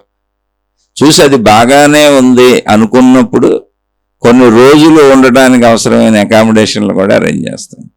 స్టార్టింగ్లో అయితే ఇలాగే ఉంటుంది. ఇలా నేర్చుకున్న వాళ్ళందరూ ఎవరూ ఏమీ చేసేది లేదు. ఎవరు ఎక్కడికి వెళ్ళి ప్రచారాలు చేసేది లేదు, దీన్ని ప్రచారం చేసేది లేదు, నన్ను ప్రచారం చేసేది లేదు. ఇది అసలు ఒక ప్రచార వ్యవస్థే కాదు. ఎవరికి వాళ్ళు తనను తాను, తన సంపూర్ణత్వాన్ని తెలుసుకోవటం. మళ్ళీ వీళ్ళు వెళ్ళి ఎక్కడికో వెళ్ళిపోయి గురువులు అయిపోయి అన్ని మొదలు పెట్టేది లేదు. అసలు ఎవరు ఎక్కడ ఏమీ లేదు. నిన్ను నువ్వు తెలుసుకో అంతే. నీ సంపూర్ణత్వాన్ని తెలుసుకో. చక్కగా భయం లేకుండా, ధైర్యంగా, హాయిగా, శాంతిగా, నిశ్చలతగా, ప్రశాంతంగా బతకడానికి అవసరమైన ఒక ఏర్పాటు అంతే. ఆ మానసిక స్థితిని పెంచుకోవటానికి. అందుకు ఇంట్రెస్ట్ ఉన్న వాళ్ళు రావచ్చు, ఉండొచ్చు అనే ఏర్పాటు చేస్తే బాగుంటుంది అనే భావన కలిగింది. మళ్ళీ చెబుతున్నా, ఇది ముందు నా మీద నాకు నమ్మకం కలిగితే తర్వాత ఇది తయారవుతుంది. దానికి నేను కొంచెం టైం తీసుకుంటాను. ఆ టైం సంవత్సరం పట్టొచ్చు, 2 సంవత్సరాలు పట్టొచ్చు. అంటే నేను ఏ పని చేసినా నాకు ఒక అలవాటుగా నా బ్రెయిన్లో ఉండేది ఏంటంటే, నేను ఏ పని చేసినా అది విశ్వశక్తి, ప్రకృతి శక్తి, సృష్టి శక్తి నిర్ణయములో ఉండి జరుగుతుంటే అది దానంతటా దానికి దారులు ఏర్పడతాయి. కాదు అది నా స్వతంత్ర కోరిక అయితే నేను చేయాలనుకుంది అయితే, నేను బలవంతంగా చేయాలనుకుంది అయితే అది వినాశనానికి వెళ్ళిపోద్ది ఎప్పటికైనా. ఎవరు ఎక్కడ బలవంతంగా దీన్ని తయారు చేయాలని చూసినా అది ఎప్పటికైనా నశించిపోద్ది. ప్రకృతిలో దానంతటా అది జరగాలి అనేది నా ఉద్దేశం. అలా ముందు నా మీద నాకు ఒక పట్టు వచ్చి, నిర్ణయం వచ్చి, ప్రకృతిలో ఆ సూచనలు వచ్చి దానంతటా అది జరుగుతుంది అనేది నాకు అర్థమైనప్పుడు దానంతటా అదే ఏర్పాటు జరిగిపోద్ది. నేను సంసిద్ధంగానే ఉన్నాను. నేను నా సంసిద్ధతని ఎలా తెలియజేస్తున్నాను? ఇంకా నాలో కొంచెం స్థిరత్వం కావాలి. మనుషులు వస్తే నేను చెడిపోకుండా ఉండాలి. మనుషులు వస్తే నేను నా స్వీయ ఆధ్యాత్మిక ఔన్నత్యాన్ని, అంటే శరీరం నుంచి శక్తి వరకు నేను శక్తిననే తెలుసుకునే ప్రాసెస్లో సాగేటువంటి నా సాధన కానీ నా ఔన్నత్యాన్ని కానీ నేను దెబ్బతీసుకోకూడదు, పాడు చేసుకోకూడదు. అలాగే వచ్చిన వాళ్ళు ఎంతో కొంత మేలును పొందాలి, వాళ్ళు పాడవకూడదు. మళ్ళీ ఇది సమూహం అవ్వకూడదు, ఒక మతం అవ్వకూడదు, ఒక మార్గం అవ్వకూడదు, ఒక విధానం అవ్వకూడదు, ఒక పద్ధతి అవ్వకూడదు. మళ్ళీ ఇది పట్టుకొని వెళ్ళి ఎవరొక్కడో బ్రాంచ్లు ఓపెన్ చేసి మేము గురువులం అయిపోయామని అలాంటి మూర్ఖ పనులు చేయకూడదు. అంటే చాలా జాగ్రత్తగా ఇందులో వెళ్ళాలి. అలా వెళ్ళాలి అంటే ప్రకృతి ఏం చేస్తుందో చూద్దాం. నాకు ఆ నమ్మకం వచ్చి, నా మీద నాకు నమ్మకం రావాలి. మళ్ళీ వచ్చిన వాళ్ళందరూ దీన్ని పాడు చేయరన్న నమ్మకం కూడా కావాలి. ఎందుకంటే మనుషులు ఎప్పుడూ అన్నింటినీ పాడు చేస్తూ ఉంటారు. గౌతమ బుద్ధుడి దగ్గరికి వచ్చినటువంటి శిష్యుల్లో వాళ్ళ సొంత చుట్టం దేవదత్తుడని. గౌతమ బుద్ధుడు ఆయనకి బాబాయో ఎదవుతాడని. అతనే గౌతమ బుద్ధుడిని వ్యతిరేకించి, గౌతమ బుద్ధుడికి వృద్ధాప్యం వచ్చినప్పుడు ఏంటి, అప్పటికి గౌతమ బుద్ధుడు ప్రపంచవ్యాప్తంగా ఫేమస్ అయిన లక్షల్లో బౌద్ధ భిక్షువులు ఉన్నారు. ఆ భిక్షువుల్ని నమ్మించి బుద్ధుడికి కీర్తికాంక్ష ఉంది, ఇదంతా వదలలేకపోతున్నాడు అని, నీ తర్వాత నాకు అప్పచెప్పి నువ్వు ముసలోడు అయిపోయి ఇదంతా నాకు ఇచ్చేసేయమని అతను లేపాడు. ఏంటి, అన్ని సంవత్సరాలు ఆయన దగ్గరుండి మళ్ళీ దానికి నాయకత్వాన్ని వహించి నేను గురువుని అవ్వాలని. అసలు గౌతమ బుద్ధుడు నేను గురువునే కాదు, నేను చెప్పినా నమ్మబాకండి, మీరు పరిశీలించండి, మీరు తెలుసుకోండి సత్యాన్ని, నేను చెప్పిన సత్యాన్ని నమ్మటం వల్ల మీకు ఉపయోగం లేదు అని చెప్పాడు. నాకెవరు వారసులు అక్కర్లేదు, అసలు దేనికి జ్ఞానానికి వారసత్వం ఎందుకు, ఎవరికాళ్ళు తెలుసుకోవాలని నేను తెలుసుకుని మీకు చెప్పాను, వెళ్ళిపోయాను. అప్పుడు ఈ దేవదత్తుడు అనే అతను ఏం చేశాడు తెలుసా, ఇతని మాటల్ని అక్కడున్న బౌద్ధ భిక్షువుల్లో కొంతమంది నమ్మారు. అలా తయారైపోద్ది. నమ్మి 500 మంది బౌద్ధ భిక్షువుల్ని తీసుకొని వేరే వెళ్ళిపోయి మళ్ళీ సేమ్ బుద్ధుడిలాగా ఇంకో సంఘాన్ని పెట్టి బౌద్ధ సంఘం ఇదే నిజమైన సంఘం అని ప్రచారం చేసి ఆఖరికి ఆ దేశపు రాజ కొడుకును కూడా తన వైపు తిప్పుకొని, ఆ రాజు కొడుకు తండ్రి బింబిసారుడు, అతను బుద్ధుడి యొక్క శిష్యుడు. అతను వీళ్ళందరూ పరిచయం ఉన్నారు ఇక్కడ ఉన్నప్పుడు ఆ దేవదత్తుడికి. ఆ పరిచయాలన్నీ వాడుకొని ఆ కొడుకుని, రాజు కొడుకుని తన వైపు తిప్పుకొని ఆ తండ్రిని, రాజుని, బింబిసారుని కొడుకు చేతే జైల్లో పెట్టించి చంపించేసి ఆ రాజు అండదండలతో డబ్బులు పొంది అయిపోయిందాడు విశృంఖలంగా బోల్డ్ చేశాడు ఆ దేవదత్తుడు బుద్ధుడికి అగైనెస్ట్గా. 500 మంది పైన శిష్యులు వెళ్ళిపోయారు అక్కడికి. ఆయనదే కరెక్ట్, బుద్ధుడు తప్పని. ఏంటి, బుద్ధుడిని నమ్మి వచ్చి 30-40 ఏళ్ళు అక్కడ కూర్చొని, ఇలా ఉంటుంది మనుషుల తత్వం. అలా అన్ని చోట్ల ఉంది. తర్వాత మళ్ళీ తెలుసుకొని నిదానంగా తెలుసుకొని దేవదత్తుడి దగ్గరికి వెళ్ళిన వాళ్ళు అందరూ కూడా ఒక్కొక్కళ్ళు మళ్ళీ వెనక్కి తిరిగి బుద్ధుడి దగ్గరికి వచ్చారు. అలా రావటానికి కొన్ని సంవత్సరాల కాలం పట్టింది, హఠాత్తుగా జరిగింది కాదు. బుద్ధుడు కూడా దాన్ని ఏం చేయలేకపోయాడు. ఆయన ఏం చేస్తారు, విరోధాలు ఏం చేయగలరు. నేను వెళ్ళి కొత్త గురువునని ఇక్కడ నిర్ణయాన్ని నేర్చుకుని కొత్తది ఓపెన్ చేశాడు. అలాంటి దుశ్చర్యలు కూడా జరుగుతాయి. అందుకని దానికంటే అవి చేయటం కంటే చేయకుండా ఉండటం ఉత్తమం. కాబట్టి ఇలా నాకు అనేక అనుమానాలు ఉన్నాయి. అవన్నీ స్థిరపడి ఒకవేళ నా మనసు స్థిరపడిన రోజున దాన్ని ప్రారంభిస్తాను. కానీ ప్రారంభించాలి అనే తలంపు బలంగా ఉంది. ఆధ్యాత్మిక విద్యాలయం అనేది ఒక ప్లేస్లో ప్రారంభించాలనే తలంపు మాత్రం బలంగా ఏర్పడింది ఈ మధ్య కాలంలో. దానికి కారణం మన సోదర సోదరీమణులు కొంతమంది అడగటం అంతే. ఇప్పుడు యేసుక్రీస్తుల వారిని పట్టించింది ఆయన శిష్యుల్లో ఒకడే. మొత్తం జీవితాలు వదిలేసి, కుటుంబాలు వదిలేసి, ప్రభు నీతోనే ఉంటాం, నిన్ను నమ్మామని చెప్పి ఆయనతోనే వచ్చినటువంటి ఆయన శిష్యుల్లో 13 మందో 14 మందో ఉన్నటువంటి ఆయన శిష్యుల్లో 13 మంది. ఒక శిష్యుడు యేసుక్రీస్తు వారిని పట్టించాడు. అప్పుడే ఆయన సెలవేసి చంపేశాడు. అంటే మానవ మనస్తత్వంలో ఎంత దుర్మార్గత్వం ఉంటుందో చూడండి. ఇలా ప్రతి మహాత్ముడి జీవితంలోనూ జరిగింది. అంటే దుశ్చర్యలకు పోతారు. మార్పు కంటే ముందు గుర్తింపుకి, ధనానికి, కీర్తి ప్రతిష్టలకి లోనవుతారు. ఇప్పుడు యేసుక్రీస్తుల వారిని పట్టించినప్పుడు అతను 40 వెండి నాణ్యాలు లంచంగా తీసుకున్నాడు. ఇలా అనేక మంది మహాత్ముల దగ్గర ఉంది. రమణ మహర్షి దగ్గర ఉండి, ఆయన ఆశ్రమంలోనే ఉండి, ఆయనతోనే ఉండి ఆయన్ని ఇబ్బంది పెట్టిన వాళ్ళు ఎంతో మంది ఉన్నారు. ఎందుకని వాళ్ళు మారలేరు, కానీ పెత్తనాలు అధికారాలు కోరుకుంటున్నారు. ఇప్పుడు ఇటువంటివి ఏవీ జరగకుండా అసలు ఆధ్యాత్మిక విద్యాలయం అనేది ఒక చిన్న మంచినీళ్ళ కుండే ఉండి ఎటువంటి సంబంధ బాంధవ్యాలు లేకుండా ఏర్పాటు చేస్తే ఎలా ఉంటుంది అని ఒక ప్రయత్నంలో వెళ్తున్నాం. అది ముందుకెళ్తున్నప్పుడు మరి ఎన్ని అడ్డంకులు వస్తాయి అవన్నీ ఆలోచించుకొని, నిర్ణయించుకొని, నిశ్చయించుకొని పెట్టడం మాత్రం జరుగుద్ది గ్యారంటీగా. అది కాలంలో సృష్టి శక్తి, విశ్వశక్తి, దైవశక్తి, ఆత్మశక్తి ఆ నిర్ణయం సంకల్పం అయితే అది జరిగి తీరుతుంది. నా హృదయంలో కలిగిన సంకల్పం ఆ సృష్టి శక్తి సంకల్పమే అని అనుకుంటున్నా. మహిమల మాయల అద్భుతాలు కాదు. అడుగుతున్నారు, జస్ట్ చెబితే బాగానే ఉంటుంది. ఇంకేమన్నా ఎదురుగుండా ఉండి మనిషిని చూస్తూ ఇంకా బాగా తెలుసుకుంటారు కదా అని. అది ప్రాసెస్లోకి రావచ్చు. నా మీద నాకు నిర్ణయం కలగాలి. వచ్చిన వాళ్ళందరూ అసలు పాడవకుండా ఎలాంటి జాగ్రత్తలు తీసుకోవాలనే ఆలోచనలు రావాలి.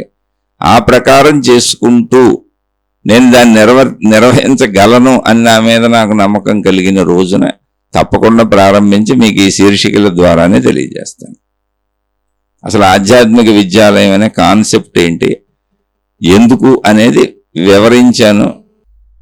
ఇందులో ఇంకా ఏవైనా సందేహాలుండి మీకు తెలుసుకోవాలనిపిస్తే తప్పకుండా నన్ను అడగొచ్చు. కామెంట్ల రూపంలో అయినా అడగండి, లేదా మెయిల్లో తెలియజేయచ్చు. అయితే ఈ ఆధ్యాత్మిక విద్యాలయం స్థాపించడానికి ఒక ప్లేస్ ఏర్పాటు చేయడానికి కొంత సమయం తీసుకుంటాను. నాకెంత అనుభవం ఉందో మనుషులతో అంటే, ఇప్పుడు నేను చెబుతున్న శీర్షికలలోనే నా మాటలనే తీసుకొని, అంటే నా ఫోటో పెట్టకుండా, నా ముఖం చూపించకుండా, నేనెవరో చెప్పకుండా చెబుతుంటే ఒక అతను ఎవరో నాదే తీసుకొని నా విషయాలనే తీసుకొని నా గొంతుతోనే దానికి వీడియో యాడ్ చేసి మోక్ష మార్గం ఒక ఛానల్ పెట్టి నావన్నీ ముక్కలుగా కట్ చేసి చిన్న చిన్న పావు గంట 20 నిమిషాలు ముక్కలుగా అతను రిలీజ్ చేసుకుంటూ నాకంటే ఎక్కువ మంది సబ్స్క్రైబర్స్ని, నాకంటే ఎక్కువ వ్యూస్ని పొందాడు అతను. అలాంటి మోసగాళ్ళు ఉంటారు. అయితే అందులో నాకు వచ్చిన ప్రాబ్లం ఏం లేదు. కానీ ఆధ్యాత్మిక విద్యాలయం అనేది అటువంటి మోసగాళ్ళను కూడా తయారు చేయకూడదు. అలా నేను కూడా ఎక్కడ ఇందులో చిక్కుకుపోకూడదు. చక్కటి మంచిని అందించగలను, చక్కగా మంచి వాళ్లే ఉంటారు అని నాకు నిర్ణయం వచ్చినప్పుడు దీన్ని స్టార్ట్ చేస్తాను. అలాగే కులాల పేరుతో, మతాల పేరుతో, జాతుల పేరుతో, దేవుళ్ళ పేరులతో మనుషులు ఘర్షణ పడుతున్నారు. ప్రపంచ యుద్ధాలే జరుగుతున్నాయి. దైవం పేరుతో తిట్టుకుంటున్నారు, ఇతర దైవాలను దూషించుకుంటున్నారు. అసలు అటువంటివేవీ లేనటువంటిది ఆధ్యాత్మిక విద్యాలయం.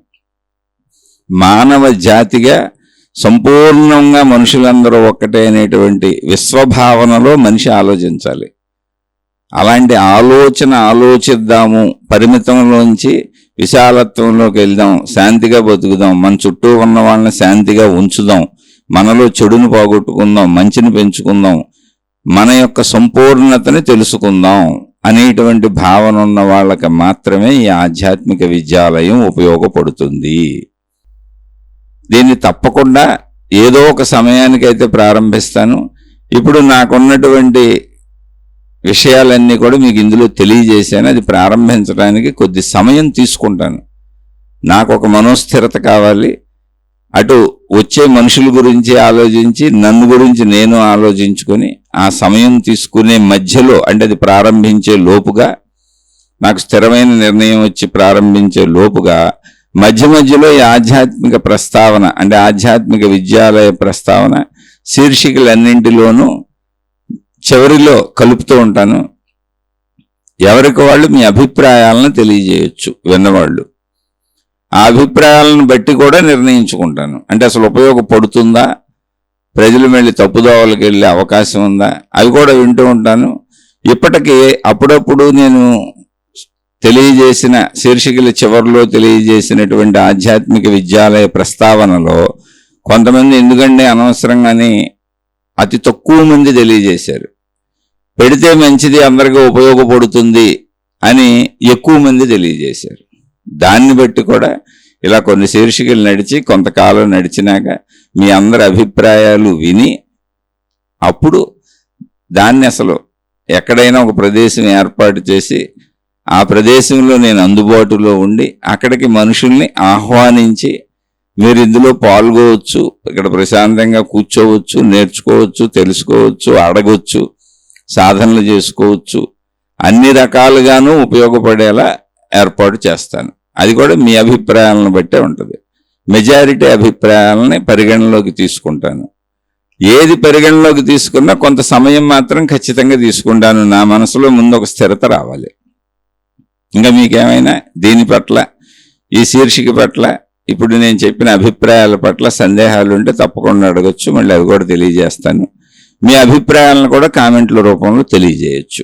ఇది ఆధ్యాత్మిక విద్యాలయము అనే దాన్ని ఇప్పుడు ఈ మనం యూట్యూబ్ మాధ్యమం ద్వారా వింటున్నాం. ఒక ప్రదేశం ఏర్పాటు చేసి ప్రత్యక్షంగా సాధనలు వినటమే కాదు, చక్కగా ఆ భావంలో నిలబడే సాధనలు చేసుకోవటానికి, ప్రత్యక్షంగా సందేహాలు తీర్చుకోవటానికి, అంటే ఒక మాటలో చెప్పాలంటే నన్ను కలవటానికి, నాతో ఉండటానికి, ప్రత్యక్షంగా ఉండి సందేహాలు తీర్చుకోవటానికి, సాధనలు చేసుకోవటానికి ఉపయోగపడేలా ఒక ప్రదేశాన్ని ఏర్పాటు చేస్తాను. ఇది దాని ఉద్దేశం. దీని మీద మీ అభిప్రాయాలు తెలియచేయండి, మీ ఆలోచనలు తెలియచేయండి. వాటిని బట్టే ఇది అసలు స్టార్ట్ చేయాలా వద్దా అనేది కూడా నిర్ణయించుకుంటాను. కానీ స్టార్ట్ చేయాలన్న తలంపు అయితే నాకుంది. శుభమస్తు. మీకు, మీ కుటుంబ సభ్యులకు మేలు చేకూరుగాక. మరలా మరొక కొత్త శీర్షికతో కలుసుకుందాం.